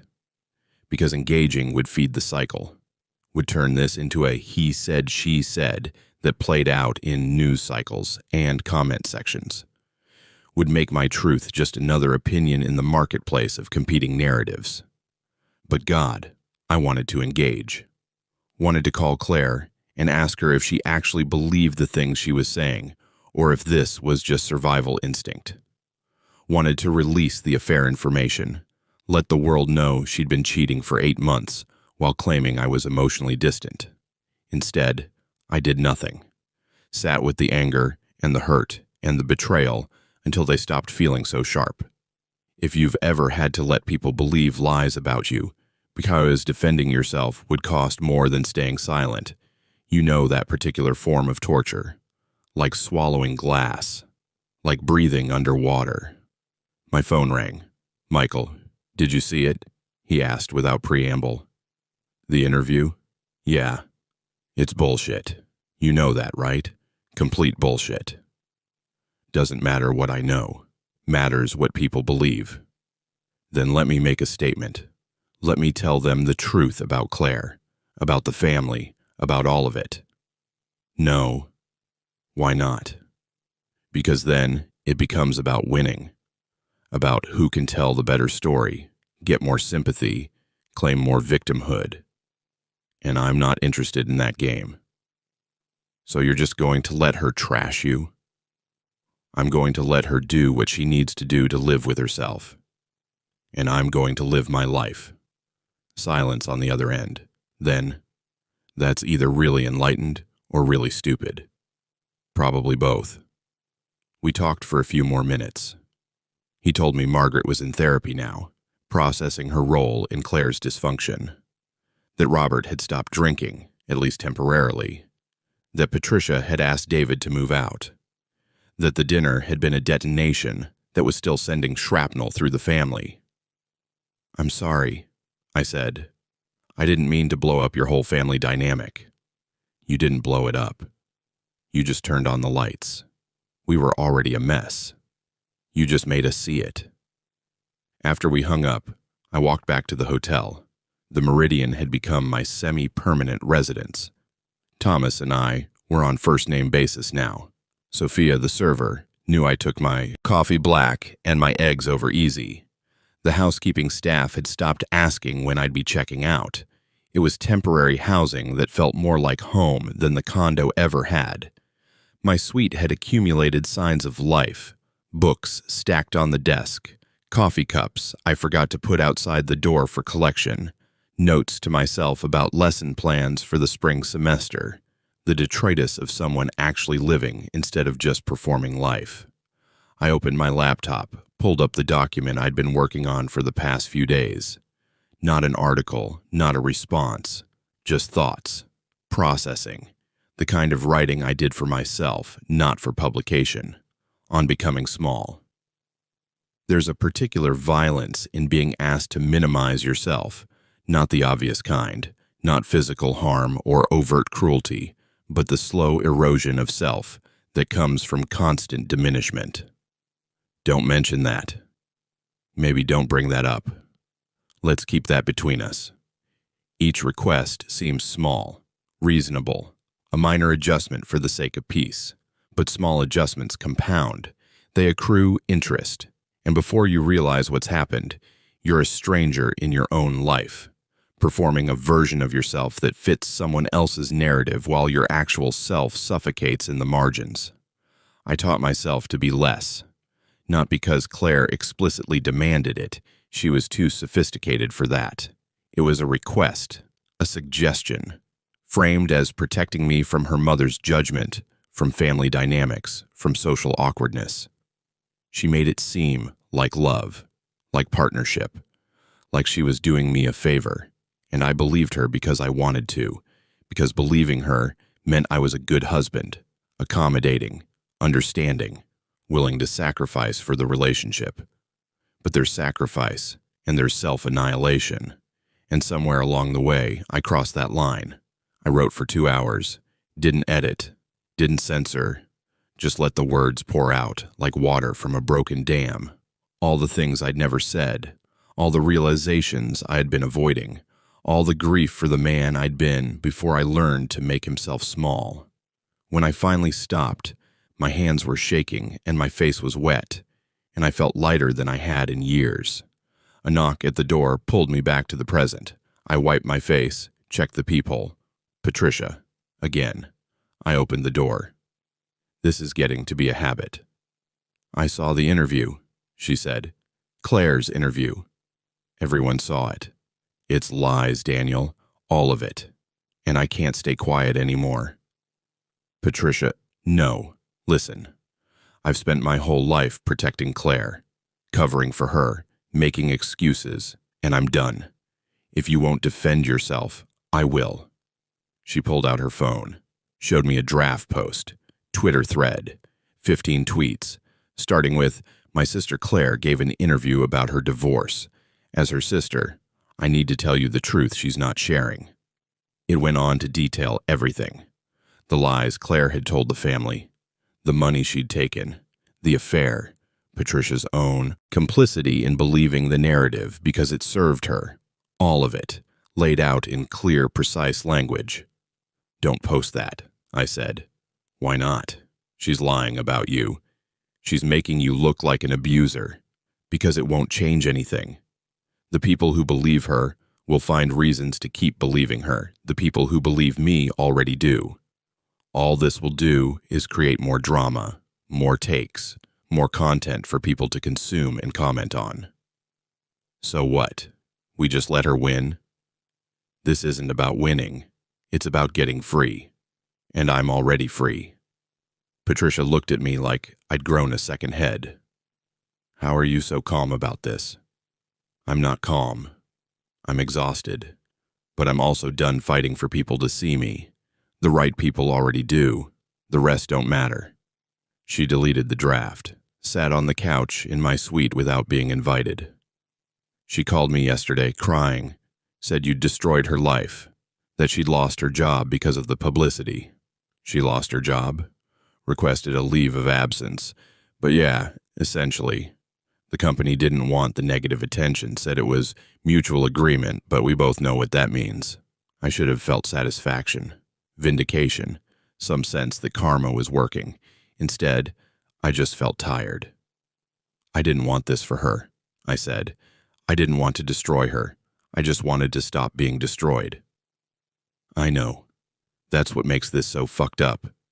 You're a good person going through a bad thing, and she's a bad person pretending to be going through a bad thing.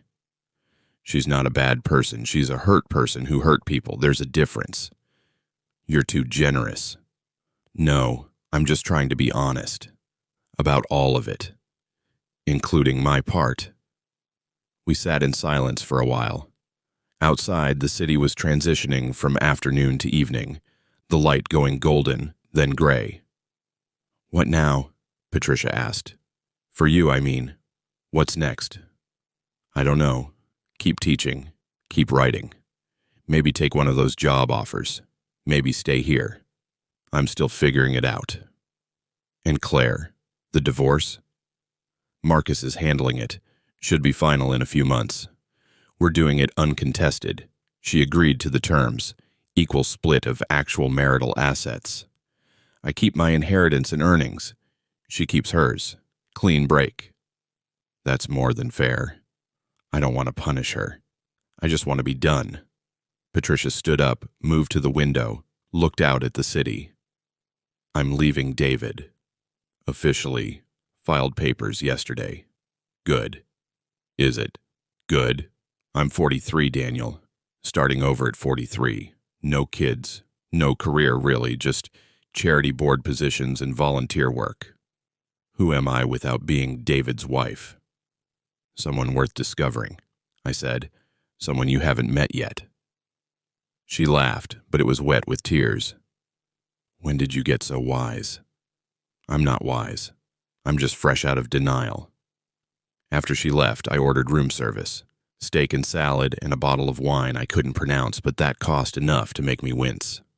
Ate slowly, savoring each bite, aware that I was doing something Claire would have called wasteful, and I called living. My phone buzzed.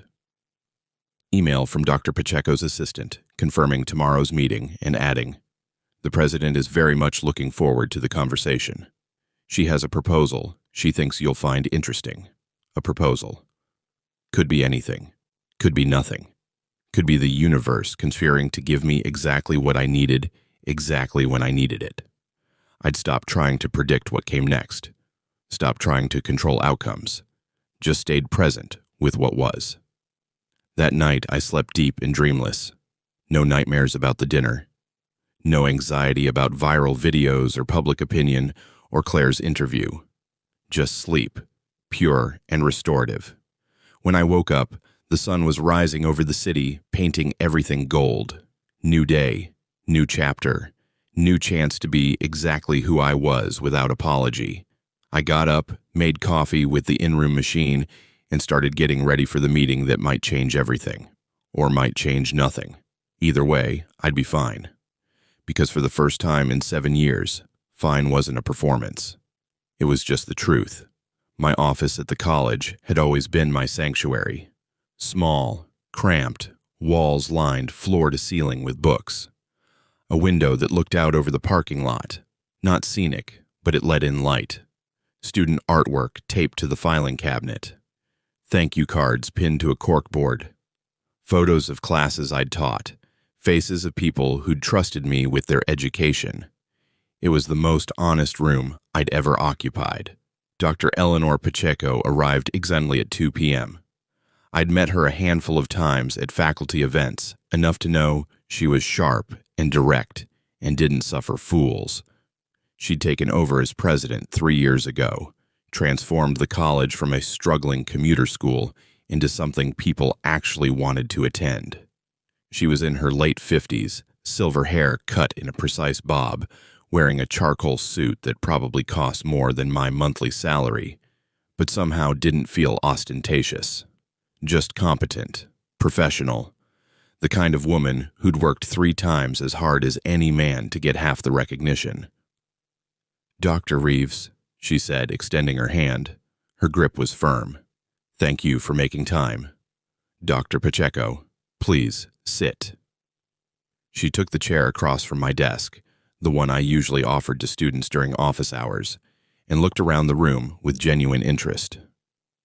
"This is nice. Cluttered, but nice. You can tell someone actually works here. I spend more time here than anywhere else. I believe it. I've been reviewing your file. Impressive doesn't begin to cover it. Teacher of the Year 3 times. Published author. Consultant to a dozen universities. Grant recipient. And yet, somehow you've stayed in a position that, frankly, Dr. Reeves, is beneath your qualifications." I didn't know what to say to that. Stayed quiet. She leaned back, crossed her legs. "I'm going to be direct because I think you appreciate directness. Your personal situation has become public in a way that's unprecedented for our institution. We've had reporters calling, students posting about you, enrollment inquiries specifically asking about your classes. I apologize for the disruption." She held up a hand. "I'm not here to reprimand you. I'm here to offer you something." That caught me off guard. "Offer me what?" "A position, Department Chair of English and Humanities, full professor rank, salary commensurate with your experience in publications, your own research budget, the freedom to build the kind of program you think this college deserves." The words hung in the air like something tangible. I could almost reach out and touch them. "I don't understand," I said. "Why now? Why me?" "Because your viral moment did something I've been trying to do for 3 years. It made people see that community colleges aren't where careers go to die. It showed that we have brilliant, accomplished faculty who choose to be here because they believe in the mission. You've become a symbol, Dr. Reeves, whether you wanted to or not." "I didn't want to. I know. Which is part of why you're perfect for this. You're not chasing prestige. You're chasing purpose. That's rare. If you've ever been offered exactly what you wanted, at exactly the moment you stopped chasing it, you know that particular form of vertigo. Like the universe saying, 'Oh, now you're ready.'" "What would this entail?" I asked. Practically speaking, Dr. Pacheco pulled a folder from her briefcase, handed it across the desk. "Job description, salary range, benefits package, timeline. It's all in here. But the short version is, you'd oversee curriculum development, faculty hiring and mentoring, community partnerships, and you'd still teach 2 courses per semester of your choosing." I opened the folder, scanned the numbers. The salary was triple what I made now. The research budget was more than I'd spent in 5 years combined. The benefits included things I hadn't even known to want. "This seems too good to be true," I said. "It's a real offer. We need someone with your expertise and your vision, and frankly, we need someone whose students are already excited to work with. The applications we've received in the past week have been remarkable. People want to study with the professor who chose himself. I'm just pragmatic enough to capitalize on that while offering you what you deserve." I set the folder down, looked at the woman across from me. "Can I be honest? Please." A week ago, I would have said no without even reading this. would have convinced myself I didn't deserve it, that I wasn't qualified, that it was too much too soon. But that was the version of me who'd learned to make myself smaller. And I'm trying very hard not to be him anymore. So what's your answer? When would I start? She smiled. Actually smiled. Spring semester begins in 3 weeks. I'd need your answer by the end of this week so we can make the announcement and handle the transition. But, Dr. Reeves, I think you should say yes. Why? Because excellent people don't always get excellent opportunities, and when they do, they should take them. We talked for another hour about her vision for the college, about my ideas for curriculum reform, about the adult learners who made up most of our student body and deserve better than what most institutions gave them, about building something that mattered. When she left, I sat in my office and stared at the folder like it might disappear if I looked away. Department chair, full professor, real resources, real authority, real recognition. Everything I'd pretended I didn't want because wanting it meant admitting I'd been hiding. My phone buzzed. Text from Marcus. How'd the meeting go? She offered me department chair. Take it, I haven't decided yet. There's nothing to decide.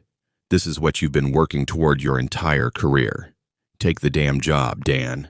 He was right. Of course he was right.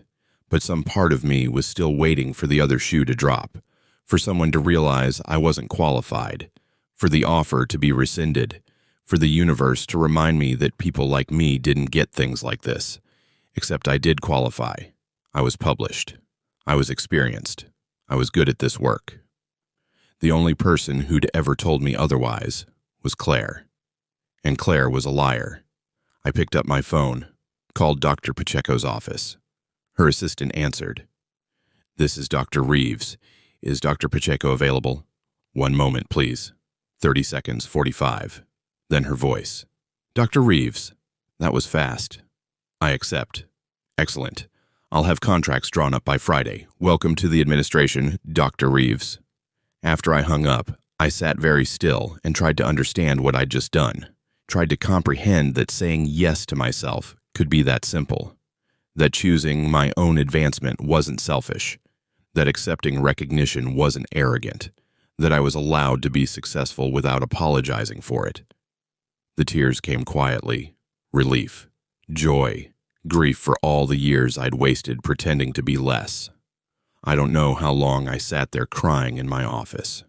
Long enough for the light through the window to change. Long enough for the cleaning staff to start working in the hallway. Long enough to feel empty and full at the same time. My phone rang. Unknown number. I almost didn't answer. Dr. Reeves, speaking. This is Caroline Zhang from the Chronicle of Higher Education. I'm working on a feature about viral moments in academia and how they affect career trajectories. I was hoping to interview you. I'm not doing interviews. I understand you've been inundated, but this isn't about your divorce. It's about the broader implications of your story, how it's changing conversations about success and visibility in higher education, about why talented professors stay at community colleges, about the politics of academic prestige. I should have said no, should have hung up. But something in her voice, genuine curiosity, intellectual honesty, made me pause. What exactly would this entail? An hour conversation, phone or in person, your choice. I'd ask about your career trajectory, your research, why you've stayed at a teaching-focused institution despite your publications and recognition. The personal stuff is context, not the focus. Let me think about it. Of course. I'll email you my work, some samples so you can see I'm serious about this. No pressure, but I think your perspective is important. The story isn't about you going viral. It's about what your story reveals about higher education. She gave me her email. I promised to consider it. Hung up feeling like I'd been offered a second chance at controlling the narrative. That evening, I met Marcus for dinner at a steakhouse downtown. Expensive, the kind of place I used to avoid because Claire would make comments about fiscal responsibility while ordering the most expensive wine. "You look different," Marcus said when I sat down. "Different how?" "Lighter, like you lost 100 pounds of bullshit." I laughed. "That's about right." We ordered ribeyes and bourbon and sides that were probably unnecessary but delicious. Talked about the divorce, uncontested, moving quickly, should be final by March. About Claire's attempt to paint herself as a victim and how it was backfiring in certain circles. About the job offer. "I'm proud of you," Marcus said halfway through his steak, "for taking it, for choosing yourself. It feels surreal. It feels right. There's a difference." "Tell me about your cases," I said, wanting to shift focus. "What else is happening in the world of family law?" He told me stories. The couple divorcing over a parrot who kept repeating the husband's affair partner's name. The prenup negotiation that hinged on custody of a sourdough starter. The wife who'd been hiding a successful Etsy business from her unemployed husband while he accused her of not contributing financially. "People are complicated," Marcus said. "Marriage makes them more complicated, and divorce just reveals all the complexity they've been suppressing." Poetic. Accurate. Halfway through dinner, my phone buzzed with an email notification. Caroline Zhang from the Chronicle. I opened it while Marcus talked about his parrot case.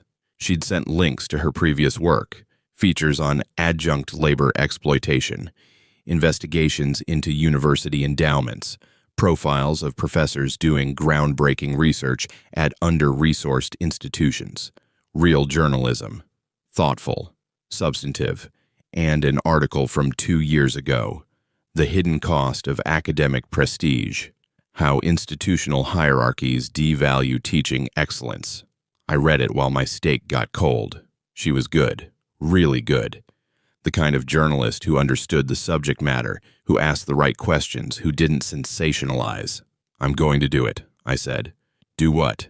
Marcus looked up from his bourbon. "The interview. With the Chronicle." "Why?" "Because she's asking the right questions. Because this isn't about me and Claire. It's about something bigger. About why excellent teachers get overlooked. About prestige hierarchies. About the value of community colleges.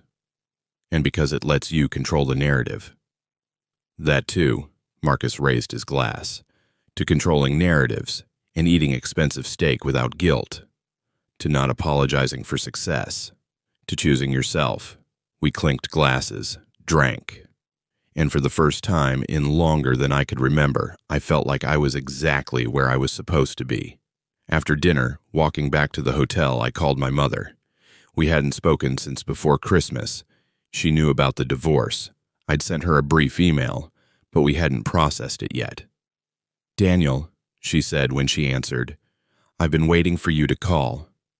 "Hi, Mom." "I saw the video. Read the articles. All of it."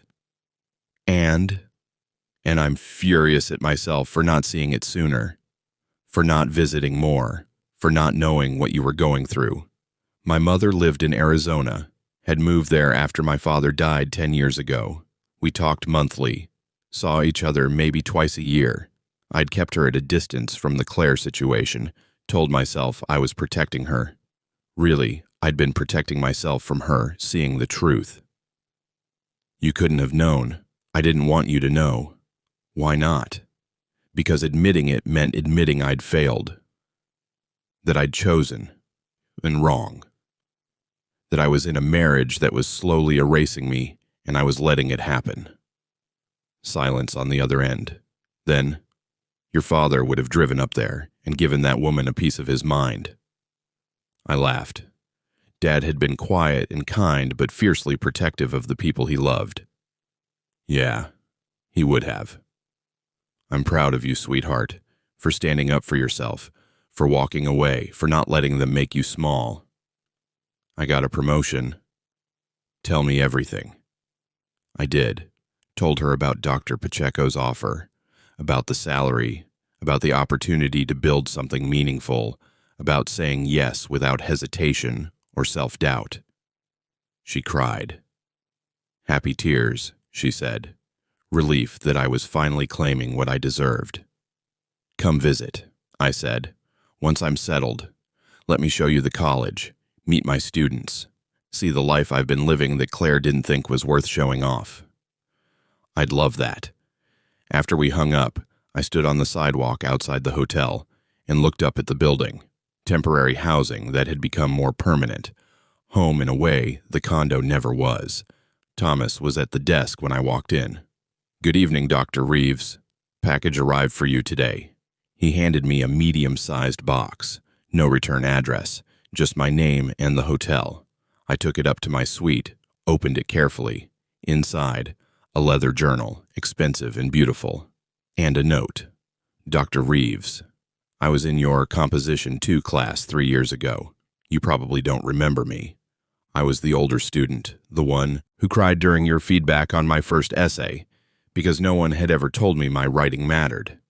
I saw what happened with your wife. I saw the video, and I wanted you to know that your story helped me leave my own toxic relationship. I've been making myself small for someone else too. Watching you choose yourself gave me permission to do the same. This journal is for your story, the one you're living now, the one where you don't apologize for being brilliant. Thank you for teaching me to write.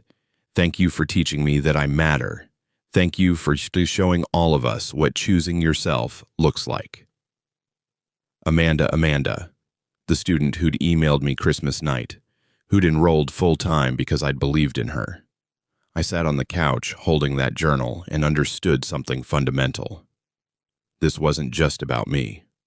My choice to stop hiding, to stand up for myself, to walk away from what was diminishing me. It was permission for other people to do the same. That's what going viral had really done. Not made me famous, made me visible. And in being visible, I'd made it visible for others to choose themselves too. I opened the journal to the first page, uncapped a pen, started writing. Day 1 of not apologizing. I accepted a job today that I deserve. I said yes without hesitating, without second-guessing, without wondering if I was worthy. And it felt like breathing after being underwater for 7 years.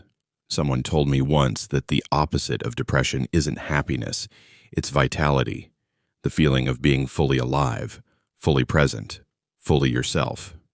I think I'm starting to understand what that means. I wrote for an hour about the meeting with Dr. Pacheco, about accepting the position, about my mother's pride and Amanda's gift and the feeling of finally stepping into the life I'd been building in secret. When I finally stopped, my hand was cramping, and my heart felt lighter than it had in years. Outside, the city was settling into night. Inside, I was settling into myself. No performance, no pretending, no making myself smaller to fit someone else's story. Just me, Dr. Daniel Reeves, teacher, scholar, man who'd chosen himself. And it turned out, choosing yourself wasn't selfish. It was the most generous thing you could do, for yourself, and for everyone watching who needed permission to do the same. I closed the journal, set it on the nightstand. Tomorrow I'd start the work of transitioning into the new role, of building the department I'd always imagined, of being the person I'd always been underneath the performance. But tonight, I just existed, present, whole, free. And that was enough. More than enough. That was everything. Caroline Zhang looked exactly like I'd imagined. Sharp eyes behind wire-rimmed glasses, notebook already open, recording device sitting between us on the coffee shop table like a referee. She'd suggested meeting somewhere neutral, somewhere comfortable. We'd chosen a place near campus, the kind of independent coffee shop that roasted its own beans and had baristas who could discuss Foucault while pulling espresso shots. "Thank you for doing this," she said, settling into her chair. "I know you've turned down a lot of interview requests. Most of them wanted to talk about my marriage. You want to talk about my work. I want to talk about why your marriage became news in the first place, and what that reveals about how we value different kinds of academic labor." She had a way of speaking that reminded me of my best students, direct, curious, unwilling to settle for surface answers. I liked her immediately. "Where do you want to start?" I asked. "At the beginning. Tell me about your path to teaching." I told her. About falling in love with literature in high school. About the teacher who'd seen something in me, who'd encouraged me to pursue graduate school when my family couldn't understand why I'd want more education. About getting my PhD at 30, older than most of my cohort, because I'd worked for years to save money first.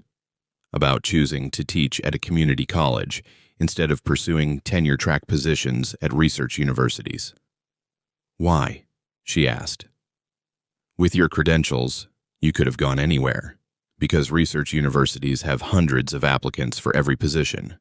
Community colleges were desperate for qualified faculty, and because the students here actually needed me." She wrote something down. "Needed you how?" "Most of my students are adults. They're working full-time jobs, raising kids, coming back to school after years or decades away.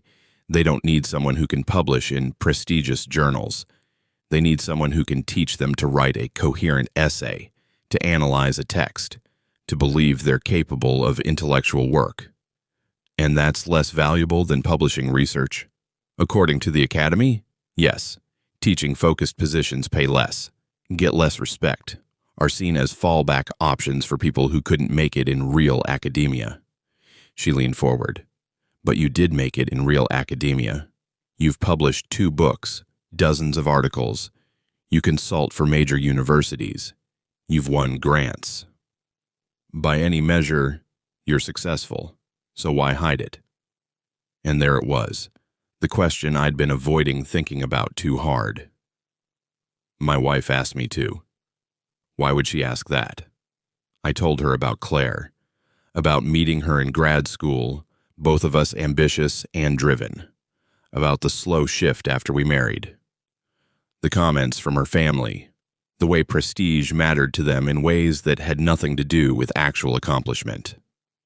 She said it would be easier if people thought I was just a community college teacher, nothing more. Said it would avoid awkward questions about why I wasn't at a better institution. And I agreed because it seemed like a small thing, a white lie to keep family peace. But it wasn't small. No, it was erasure, and I participated in my own erasure because I thought that's what love looked like. Caroline was quiet for a moment, writing. When she looked up, her expression was thoughtful. There's a phenomenon in higher education. We fetishize research productivity at the expense of teaching excellence. Community college professors are often the most skilled teachers because that's their entire focus, but we treat them as lesser because they're not producing scholarship. Even though most scholarship goes unread, even though most research has minimal real-world impact. Exactly. So what happened when you stopped hiding your success? I told her about the Christmas dinner, about the accusations, about freezing the accounts, about the revelation. She already knew this part. Everyone knew this part. But she wanted to hear it in my own words. What surprised me most, she said when I finished, was how many people resonated with your story. Not the divorce aspect, the hiding aspect. I've received dozens of emails from academics who've downplayed their accomplishments for relationships, for family approval, for all sorts of reasons. Really? Really, people who didn't mention their PhDs at family gatherings, who pretended their publications weren't significant, who acted like their work didn't matter because the people around them made it clear they didn't understand or value it. If you've ever realized your personal pain is actually a universal experience, you know that particular mix of comfort and horror. Comfort that you're not alone. Horror that so many people are suffering the same way.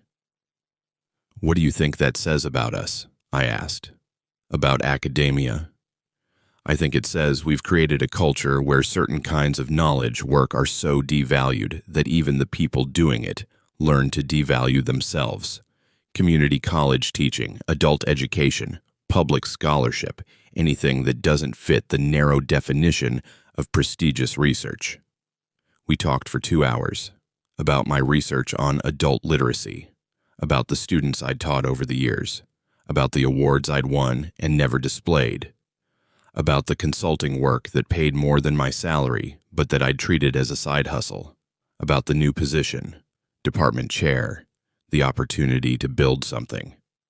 "What will you do differently?" she asked, "now that you're in a position of power?" "Hire faculty who care about teaching, create professional development around pedagogy, not just research, build partnerships with local organizations that serve adult learners. Make it clear that teaching excellence is valued as much as publication records." "You're describing a different kind of academic culture." "I'm describing the culture we should have had all along." She smiled. "This is good. This is the story I wanted to tell." We wrapped up around 4. She said the article would run in 2 weeks, that she'd send me a draft to fact-check. We shook hands and I watched her walk away, already typing notes into her phone. I stayed at the coffee shop, ordered another cup, watched students come and go, recognized a few from my classes. They waved. I waved back. Normal interactions. No one treating me like I was viral famous. Just Dr. Reeves, their professor. My phone buzzed. Text from a number I didn't recognize. "Dr. Reeves, this is Jennifer, Michael's wife. I wanted to apologize for posting that video. I didn't think about how it would affect you. I was just caught up in the drama of the moment." "I'm sorry." I stared at that message for a long time. Jennifer, who'd started all of this by filming and posting, who'd turned my private moment into public spectacle, who'd inadvertently changed the trajectory of my entire life. "Thank you for the apology," I wrote. "Honestly, I'm not sure how I feel about the video. It violated my privacy, but it also freed me.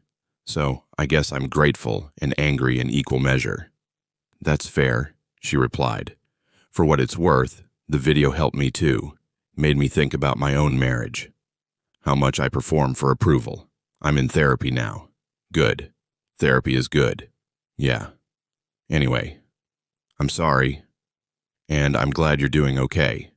We didn't text again after that. Didn't need to. Some apologies are complete in themselves.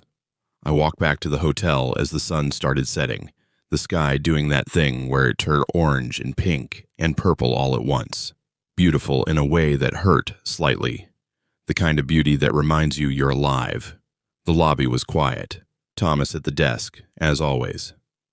"Dr. Reeves, you have a visitor." I put them in the library lounge. "Who?" "She said she was your wife. Ex-wife. The relationship status was unclear." My stomach dropped. "Claire's here?" "Yes, sir. Arrived about 20 minutes ago. I offered to call you, but she said she'd wait." Of course she would. Of course she'd show up here, at the place I'd been rebuilding myself. Couldn't leave well enough alone. I found her in the lounge, sitting in one of the leather armchairs, looking small and out of place among the hotel's quiet luxury. She'd lost weight. Her hair was different, shorter. She looked tired in a way that went deeper than sleep. "Daniel," she said when she saw me. Stood up, sat back down, didn't seem to know what to do with her hands. "Claire, what are you doing here?" "I needed to see you, to talk to you, without lawyers or family or the internet between us." I sat across from her, kept distance between us. "Okay, talk." She took a breath. "I saw your interview, the one you did with the Chronicle. It hasn't been published yet. Caroline sent me a preview, asked if I wanted to comment. I said no." "Smart." "Daniel, She stopped, started again. "I've been in therapy, real therapy, not just crisis counseling. And I'm starting to understand things about myself, about why I did what I did." "I don't need to know why. I need to tell you, please." I nodded, let her continue. "I grew up thinking love meant making someone better. That being a good wife meant improving your husband, pushing him toward success. My mother did it with my father. Patricia tried to do it with David. It's what I thought marriage was supposed to be. But I was already successful. I know that now. But your success wasn't the kind my family understood. It wasn't visible. It wasn't impressive at dinner parties.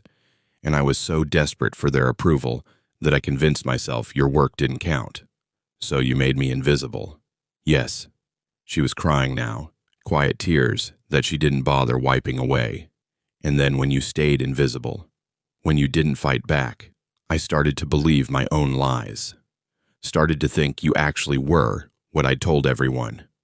It's like I created this fiction of you and then got mad when you didn't match the fiction.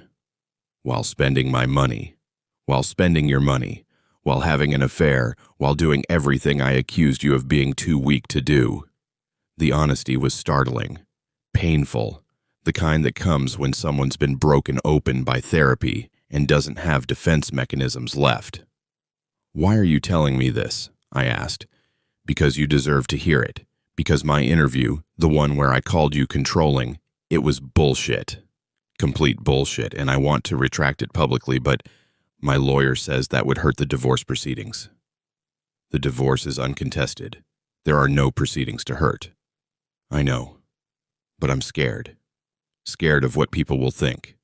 Scared of admitting I was the villain in my own story. You're not a villain, Claire. You're just someone who hurt people because you were hurting. That doesn't make it okay. No, it doesn't. But it makes it human. We sat in silence for a while. The lounge was empty except for us. Somewhere a clock was ticking, time passing, moving us both forward whether we wanted it to or not. I signed the papers, she said finally. Officially, no contest. You were more than fair in the settlement. I didn't want to punish you, just wanted to be free. I know, that's what kills me. You were kind, even when I gave you every reason not to be. What will you do now? I asked. After this is final. I don't know. My therapist says I need to figure out who I am without defining myself by my relationships, without needing approval from my family. It's harder than it sounds. Yeah, it is. You seem good, she said, looking at me, really looking at me for maybe the first time in years. Lighter, like you can breathe. I can, finally. I'm glad. You deserve that. She stood up to leave. I walked her to the lobby. At the door, she turned back. For what it's worth, I am proud of you, of your work, of everything you've accomplished. I should have said that 7 years ago. Should have said it every day. I'm sorry I didn't. Thank you. Will you ever be able to forgive me? Really forgive me? I thought about that. About forgiveness and what it meant. About carrying grudges versus choosing peace. I already have, I said, but forgiveness doesn't mean reconciliation. It just means I'm not letting what you did define me anymore. She nodded, wiped her eyes. Goodbye, Daniel. Goodbye, Claire. I watched her walk out into the evening, watched her get into her car and drive away. Felt something release in my chest. Not relief exactly. More like completion, the closing of a chapter. Back in my suite, I opened Amanda's journal, wrote about the interview with Caroline, about Claire's visit, about forgiveness and freedom and the strange relief of having everything out in the open. My phone buzzed. Email from Dr. Pacheco. Dr. Reeves. Contract is ready for your signature. HR will send you the formal documents tomorrow. Welcome officially to your new role. I've scheduled a meeting for next week to discuss your vision for the department. Looking forward to building something meaningful together. EP. I read it twice, let it sink in, then forwarded it to my mother with a simple message. It's official. Her response came immediately. So proud of you, sweetheart. Your father would be too. I thought about my father, about the man who'd worked construction his whole life, who'd come home exhausted but never complained, who'd encouraged my education even when he didn't fully understand it, who'd told me once that success wasn't about money or prestige. It was about doing work that mattered and being able to look yourself in the mirror. He would have liked this version of me, the one who stood up for himself, who claimed his worth, who chose meaning over approval. That night, I slept deeply. No anxiety about the divorce, no worry about the viral video, no fear about the future, just peace, pure and complete. In the morning, I'd sign the contract, start planning the department restructure, begin the work of building the program I'd always imagined, but tonight, I just existed in the space between what was and what would be, present, whole, free. The journal sat on my nightstand, pages slowly filling with the story of becoming myself. The real story, not the edited version for public consumption, not the diminished version for someone else's comfort. Just the truth, raw and complicated and mine. If you've ever lived through the death of one life and the birth of another, you know that particular feeling. Like being reborn, like waking up after years of sleepwalking, like finally coming home to yourself. I turned off the light. Let the city sounds lull me towards sleep. Tomorrow would bring new challenges, new opportunities, new versions of myself to discover. But tonight, I was enough, exactly as I was, and that was the truest thing I'd felt in 7 years. Spring semester started with unexpected fanfare. Dr. Pacheco had announced my appointment in a campus-wide email, and suddenly my phone was flooded with congratulations from colleagues I'd barely spoken to in years. People who'd seen me as just another adjunct, another cog in the teaching machine, were now treating me like I'd always mattered. The irony wasn't lost on me. My new office was on the 3rd floor of the Humanities building, corner space with windows on 2 walls. Actual square footage, a desk that didn't wobble, bookshelves that weren't salvaged from a storage closet. The previous department chair had retired abruptly. Health issues, they said, and had left behind a space that looked like it hadn't been updated since 1987. 7. Brown paneling, fluorescent lights, a motivational poster about synergy that was peeling at the corners. I stood in the doorway that first morning and laughed. This was mine now, this monument to academic bureaucracy and neglect. This space I could transform. It's hideous, isn't it? I turned. A woman in her 40s stood behind me, carrying a box of files. Dr. Nina Rodriguez, associate professor of composition, someone I'd seen at faculty meetings but never really talked to. It's something, I said. Gerald never cared about aesthetics or anything that didn't directly involve tenure review politics. But hey, at least you've got windows. That's basically luxury in academia. She set the box on my desk without being invited. I brought these, course syllabi from the past 5 years, assessment data, curriculum maps, everything Gerald should have been maintaining but wasn't. Figured you'd want to see what you're working with. Thank you. Thank you. Don't thank me yet. Wait until you see how bad it is. She pulled out a folder, flipped it open. We've got faculty teaching composition who haven't updated their syllabi in a decade. We've got 3 different versions of English 101 being taught with no coordination. We've got assessment, rubrics that make no sense, and learning outcomes that don't align with anything. I picked up the folder, scanned the contents. She was right. It was bad. Why hasn't anyone addressed this? Because Gerald was counting down to retirement and didn't want to make waves.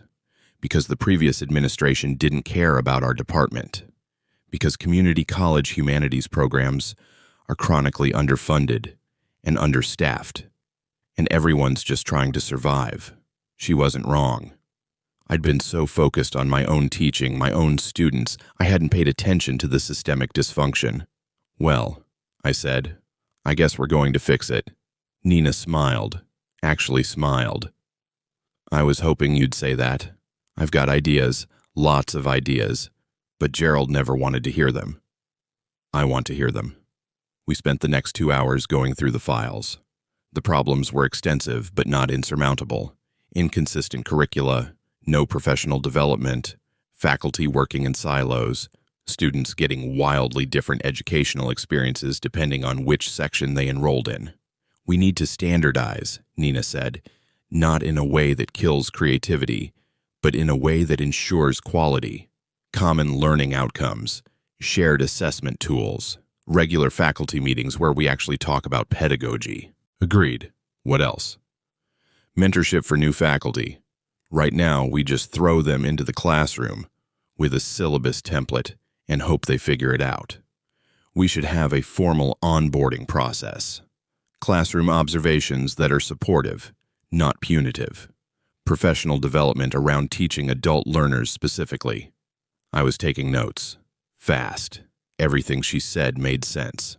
Also, she continued, we need to address the adjunct situation.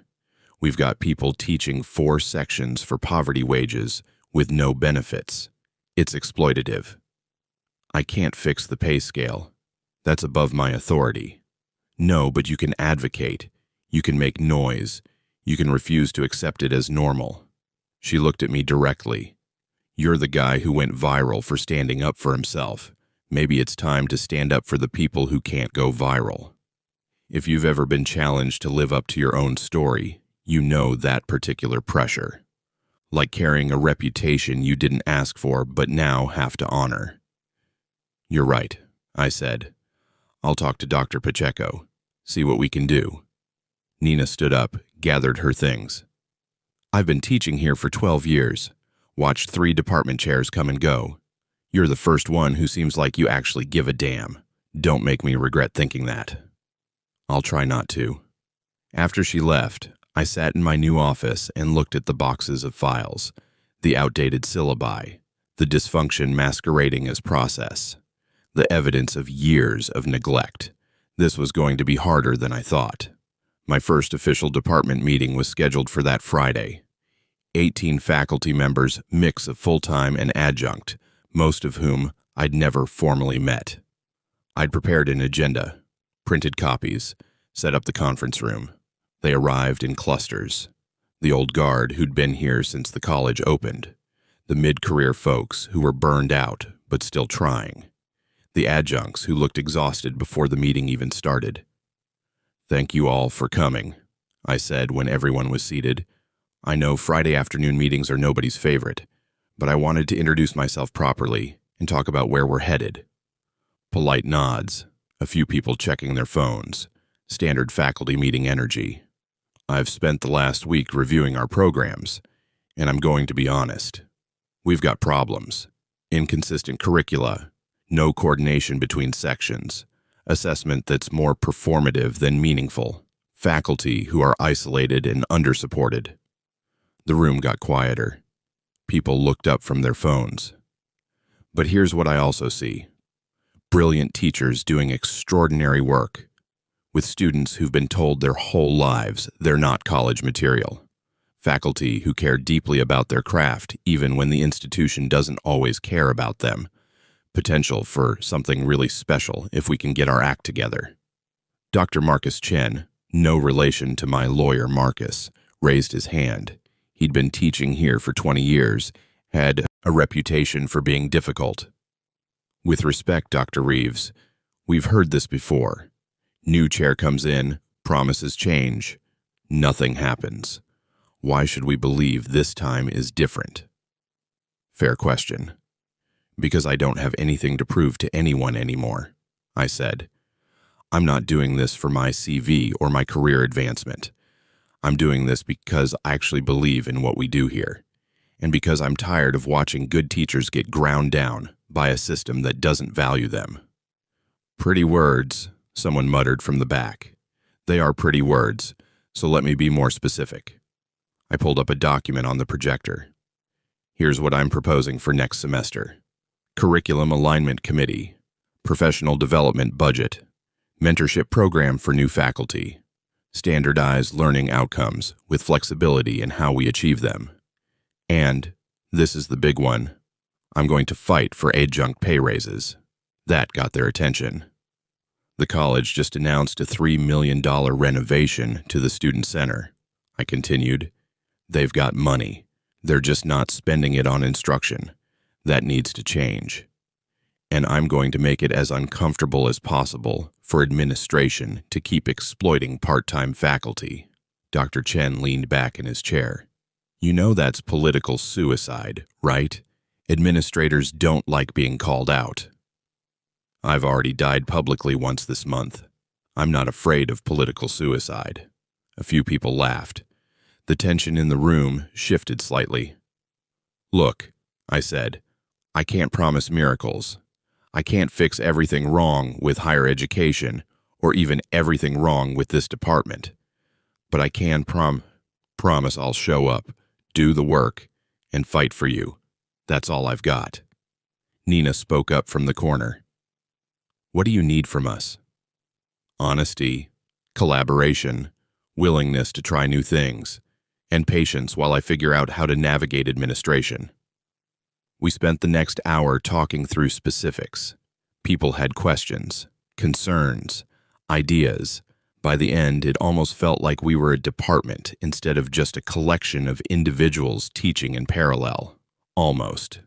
After the meeting, 3 adjuncts stayed behind, young, nervous, the kind of teachers who were one bad semester away from giving up on academia entirely.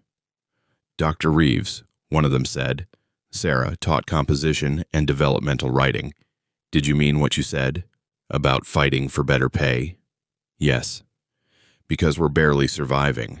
I teach 6 sections across 2 colleges just to make $40,000 a year.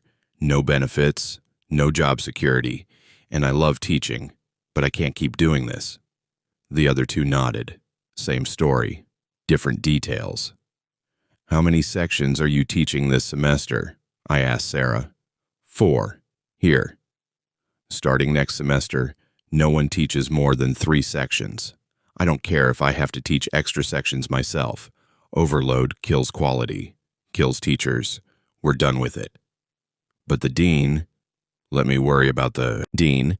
You worry about being the best teacher you can be for your students. They left looking slightly less defeated. Not hopeful, exactly, but less alone. I stayed in the conference room after everyone left, looked at my notes, the list of problems, the proposed solutions, the reality that I'd just promised things I wasn't sure I could deliver. My phone buzzed. Email from Dr. Pacheco. How was your first department meeting? Honest, difficult, necessary. Good. Come by my office Monday. Let's talk about your vision and how much of it we can actually fund. Thank you.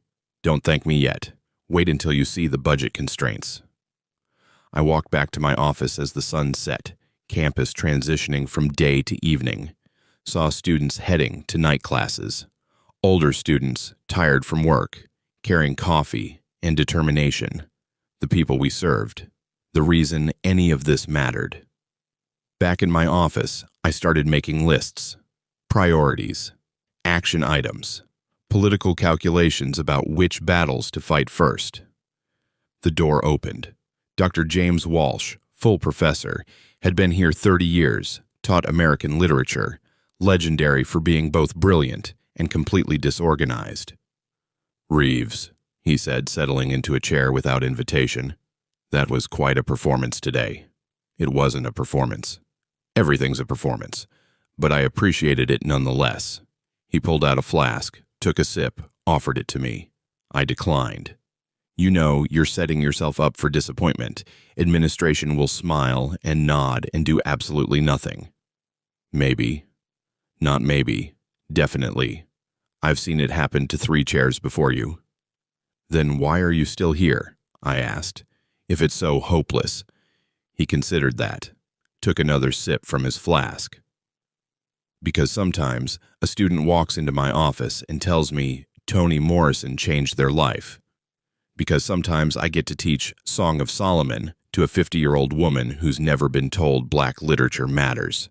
Because the work itself is sacred, even when the institution is profane. That's beautiful. That's survival. Don't confuse the two. He stood up to leave. But, for what it's worth, I hope you succeed where the others failed. This place could use some righteous anger.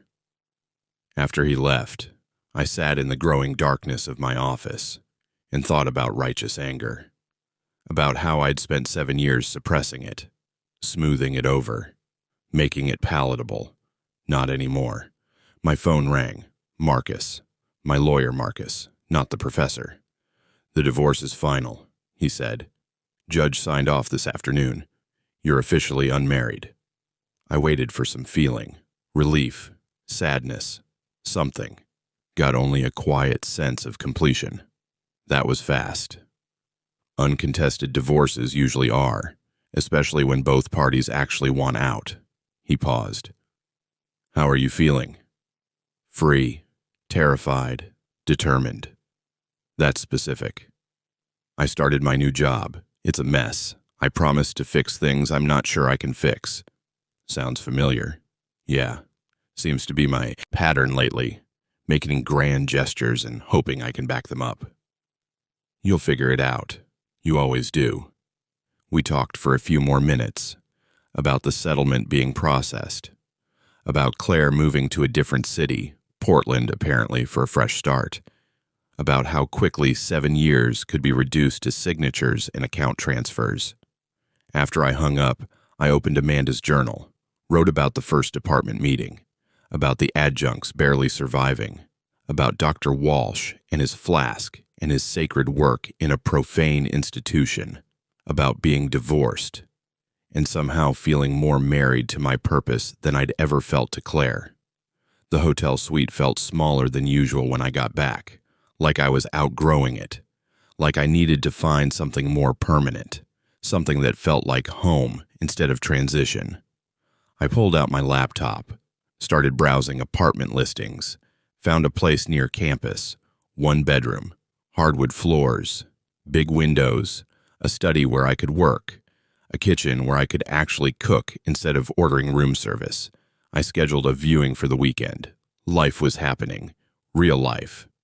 Not the performance version, not the diminished version, just the actual, messy, complicated version where I had a job I loved and problems to solve and students who needed me. That night I dreamed about my father, about him visiting my new office, looking around with that quiet pride he'd always had, not saying much. He never said much, but his presence saying everything. When I woke up, I felt settled, grounded, ready. Monday morning, I met with Dr. Pacheco, presented my proposals, expected resistance, got strategic support instead. "I can't give you everything," she said, "but I can give you enough to start. Small professional development budget, mentorship program pilot, and I'll back your push for adjunct raises at the board meeting next month." Really? Really, but Reeves, you're going to make enemies, administrators who don't want to rock the boat, faculty who resist change, board members who think money should go to buildings instead of people. You ready for that? I went viral for choosing myself over my marriage. I think I can handle some academic politics. She laughed. Fair point. All right, let's build something worth fighting for.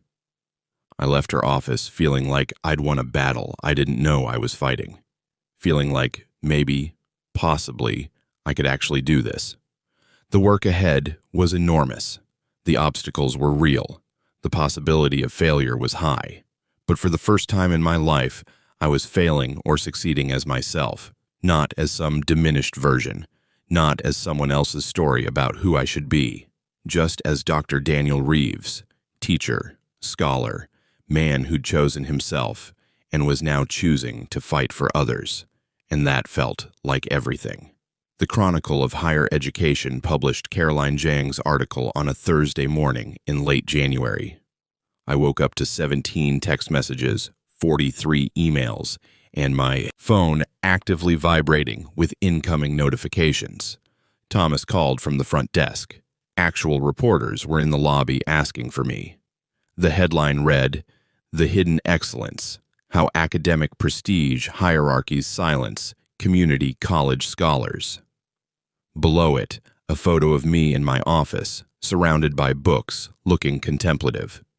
I barely recognized myself, not because the photo was bad, but because I looked confident, present, like someone who belonged exactly where he was. I read the article 3 times before getting out of the bed. Caroline had done what she promised, focused on the work, not the scandal. She'd interviewed a dozen community college faculty members across the country who'd hidden their accomplishments.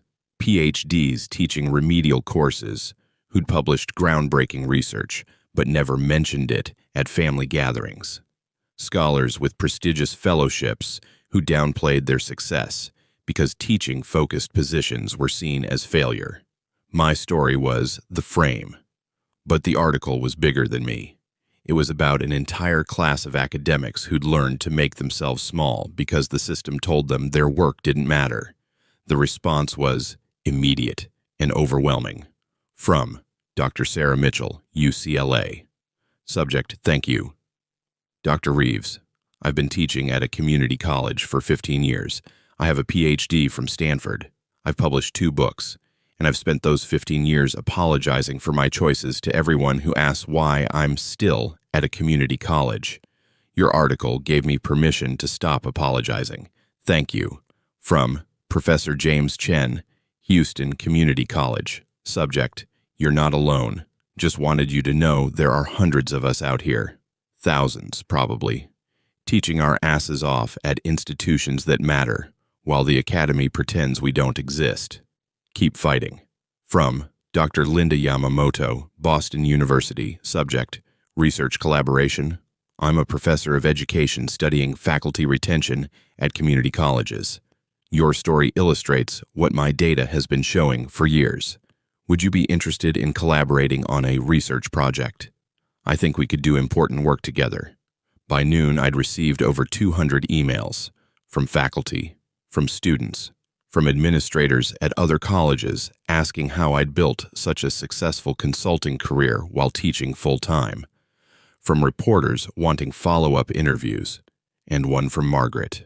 Daniel, I read the article. I've been reading it over and over all morning. I owe you an apology that's years overdue. I made you small because it made me feel important. I judged your work because I didn't understand it, and rather than admit my ignorance, I diminished its value. I taught Claire to do the same. I am so deeply sorry. What you do matters. The students you teach matter. The scholarship you produce matters. I was wrong to suggest otherwise, and I was cruel to make you feel you had to hide it. I don't expect forgiveness. I don't deserve it. But I wanted you to know that I see you now, really see you, and I'm ashamed of how long it took. Margaret. I stared at that email for a long time, tried to find the manipulation, the angle, the way it was actually about her and not me. Found only genuine remorse. If you've ever received an apology from someone who spent years hurting you, you know that strange vertigo, the ground shifting, old narratives crumbling, the discomfort of having to release your anger because they've taken responsibility. I wrote back, thank you for this. It means more than you know. Didn't say I forgave her. Didn't say we could rebuild a relationship. Just acknowledge the apology and let it be enough. My phone rang. Dr. Pacheco. Have you seen the article? She asked without preamble. Hard to miss it. Good, because I just got off a call with 3 board members who want to meet you, and the provost of State University called asking if you'd be interested in a visiting professor position for their graduate program in adult education. What? You're officially a thought leader now, Reeves. Welcome to academic celebrity. I don't want to be a celebrity. I want to fix my department and teach my students. You can do both. In fact, you should do both. This visibility gives you leverage. Use it.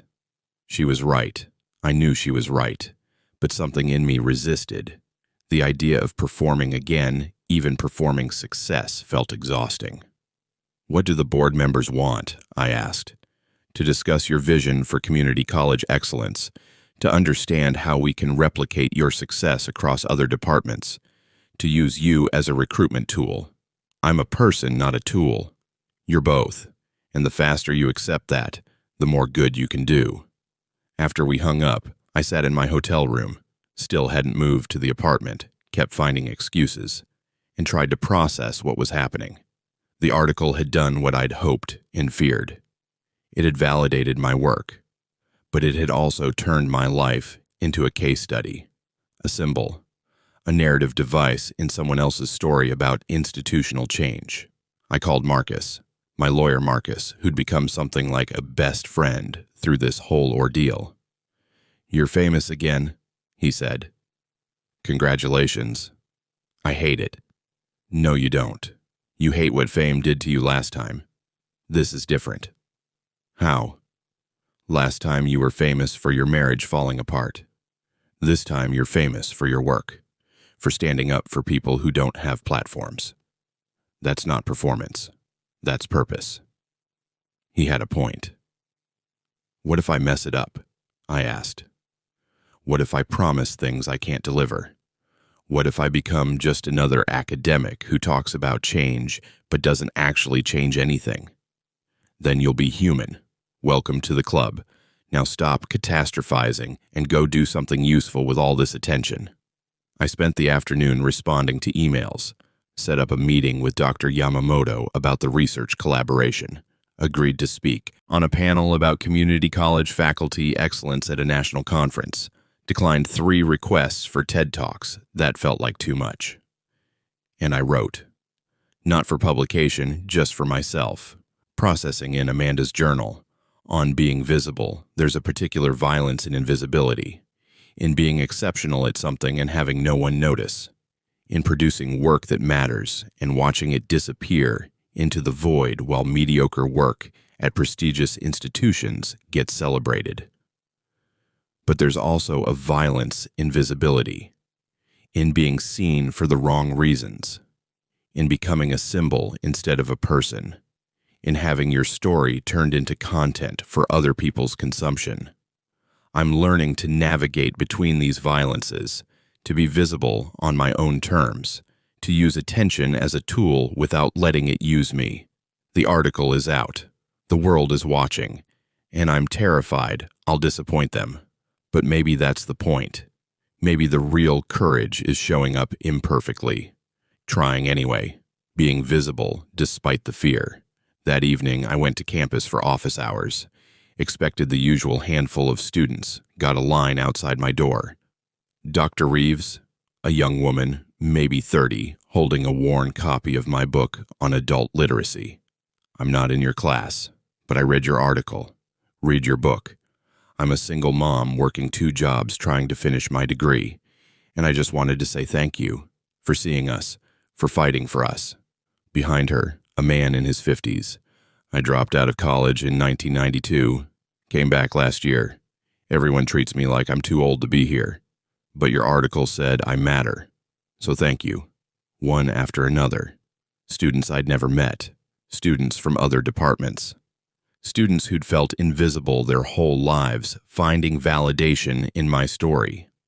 If you've ever realized your pain has become someone else's permission, you know that particular weight. The responsibility of visibility. The knowledge that your choices ripple outward in ways you can't control.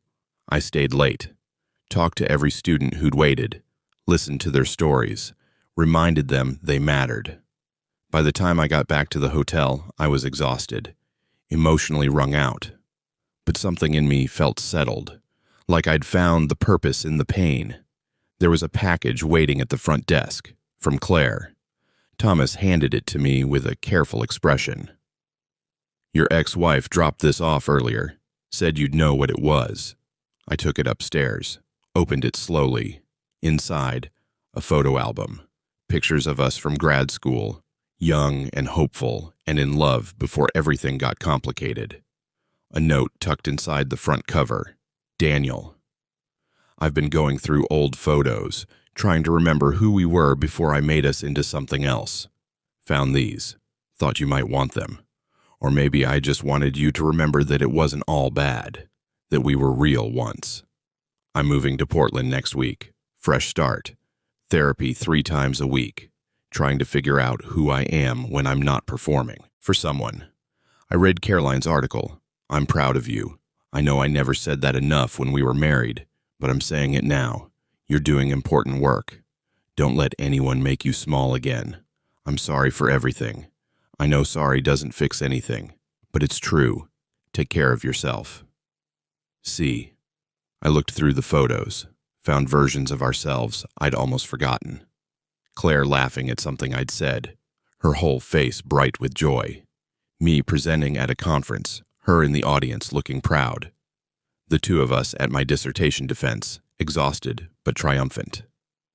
We'd been real once, before the weight of her family's expectations, before my success became inconvenient, before we started performing instead of living.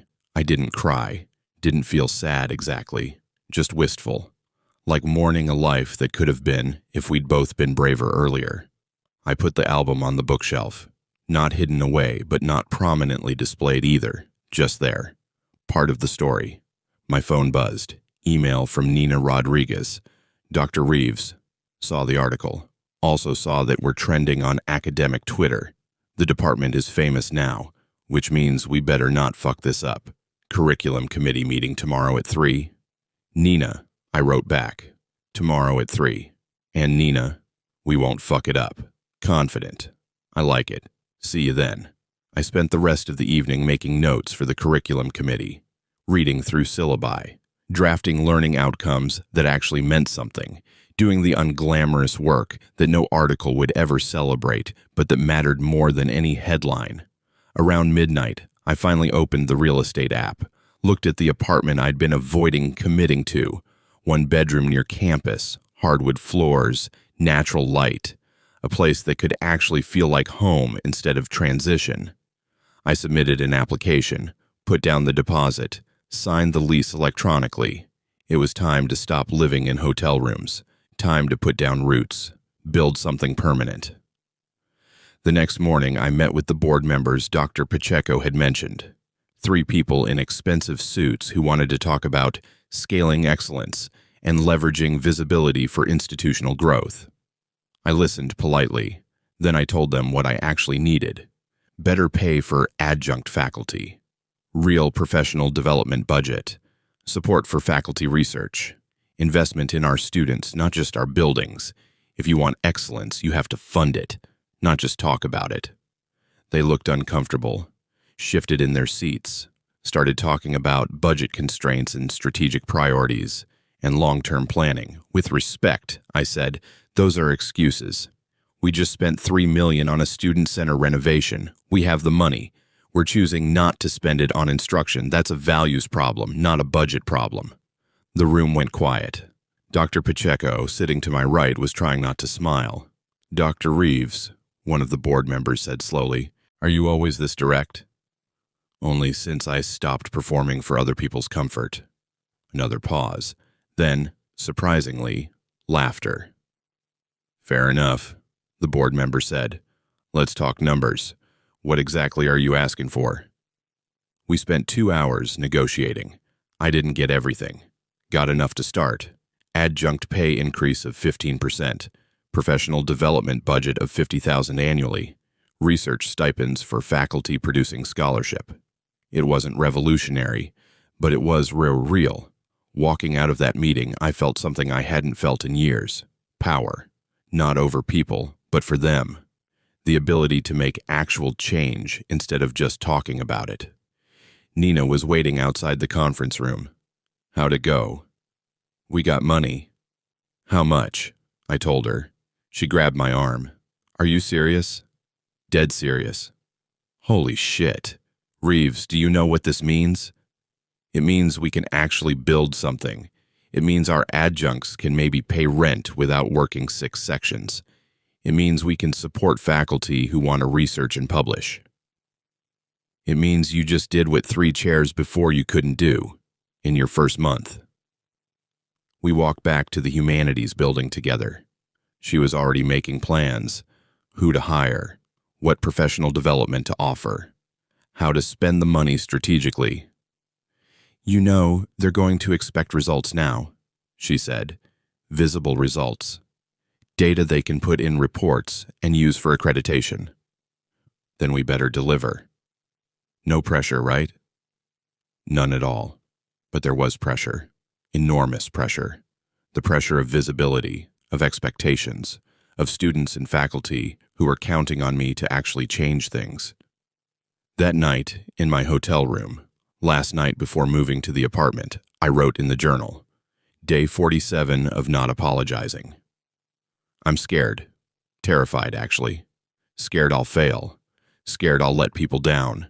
Scared the board will pull funding when results don't come fast enough. But I'm also awake. Fully present, fully myself. And that has to be worth something. I packed my things. Not much. I'd been living light. Books, clothes, the journal, the photo album from Claire, the awards I'd hidden for years, finally allowed to exist. Tomorrow I'd move into a real apartment, start building a real life, keep doing the real work that mattered. The viral moment had opened a door. The article had validated it. But the actual work of change, that was just beginning. And for the first time in my life, I was ready. Not because I had all the answers, not because I was certain of success, but because I was finally, fully, unapologetically myself. And that was enough to start with. 6 months later, I stood in front of my composition class on the last day of the spring semester and felt something close to contentment. The classroom was full, 23 students ranging in age from 19 to 62, a veteran using his GI Bill, 3 single mothers, a former factory worker whose plant had closed, 2 recent immigrants, a kid fresh out of high school who'd been told he wasn't college material. All of them here. All of them finishing. Before you go, I said, I want to tell you something. When I started teaching 15 years ago, someone told me that community college students were less than, less motivated, less intelligent, less deserving of my time and energy. And I'm ashamed to say, I almost believed them. The class was quiet, listening. But you've taught me more than I've taught you. You've shown me what real courage looks like. Coming to school after working 8-hour shifts, studying while your kids sleep, writing essays in languages you're still learning, believing in yourselves when the world has given you every reason not to. Amanda, not the Amanda who'd sent me the journal, but a different Amanda, this one a 45-year-old returning student, raised her hand. Dr. Reeves, can I say something? Of course. You're the first professor who ever treated me like I belonged here, like I wasn't too old or too behind or too anything. You made me believe I could do this, so thank you. Others nodded, murmured agreement. You did the work, I said. I just showed up. You did more than show up, the veteran said, Marcus coincidentally, though no relation to either of my Marcuses. You saw us. That matters more than you know. Class ended. They filed out slowly, some stopping to shake my hand, others just nodding with that particular respect students give when they know they've learned something real. After they left, I sat at my desk and breathed. 16 weeks. 1 semester in the new position. What had I actually accomplished? The curriculum alignment was complete. All composition sections now shared common learning outcomes while maintaining instructional flexibility. Professional development workshops were running monthly, pedagogy seminars, assessment training, sessions on teaching adult learners. Faculty actually talked to each other now, shared strategies, collaborated. The adjunct raises had gone through.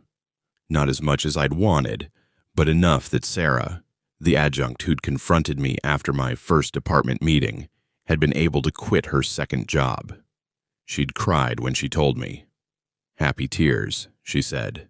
We'd hired 3 new full-time faculty members, all of them committed to teaching excellence, all of them understanding that this work mattered. Student retention was up 11%, course completion rates were improving, and the quality of student writing, the actual work they produced, was noticeably better. Small victories, incremental progress, nothing revolutionary, everything important. My phone buzzed, text from Nina, faculty meeting in 10, don't be late to your own meeting. I grabbed my notebook and headed to the conference room.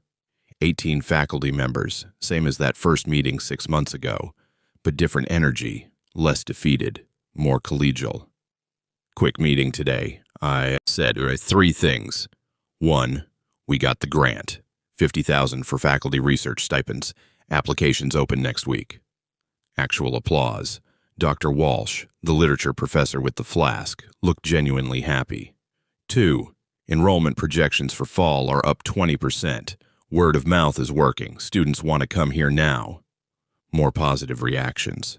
3, I've been offered a position, full professor, State University, graduate program in adult education, significant salary increase, better resources.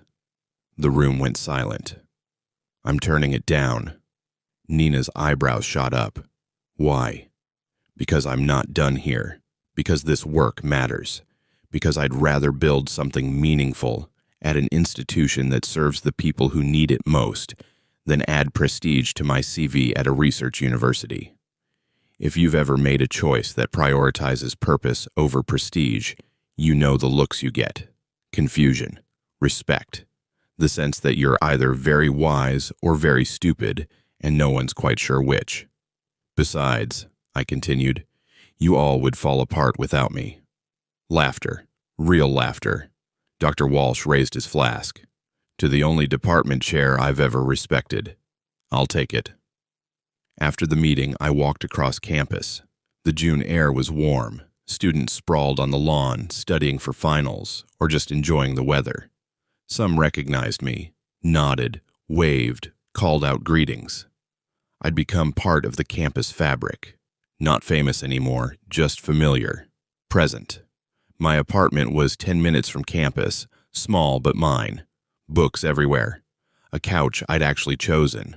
Art on the walls from local students. A kitchen where I cooked actual meals. Home. Real home. I opened my laptop, checked email, found one from Claire. Daniel, I hope it's okay that I'm writing. I know we agreed to move on, but I wanted you to know I got a job. Marketing director at a nonprofit in Portland. Nothing glamorous, but it's meaningful. Working with foster youth. Helping kids who've been told they don't matter. My therapist says I'm trying to fix myself by fixing others. She's probably right, but it feels good anyway. I saw you turn down the state position. I'm not surprised.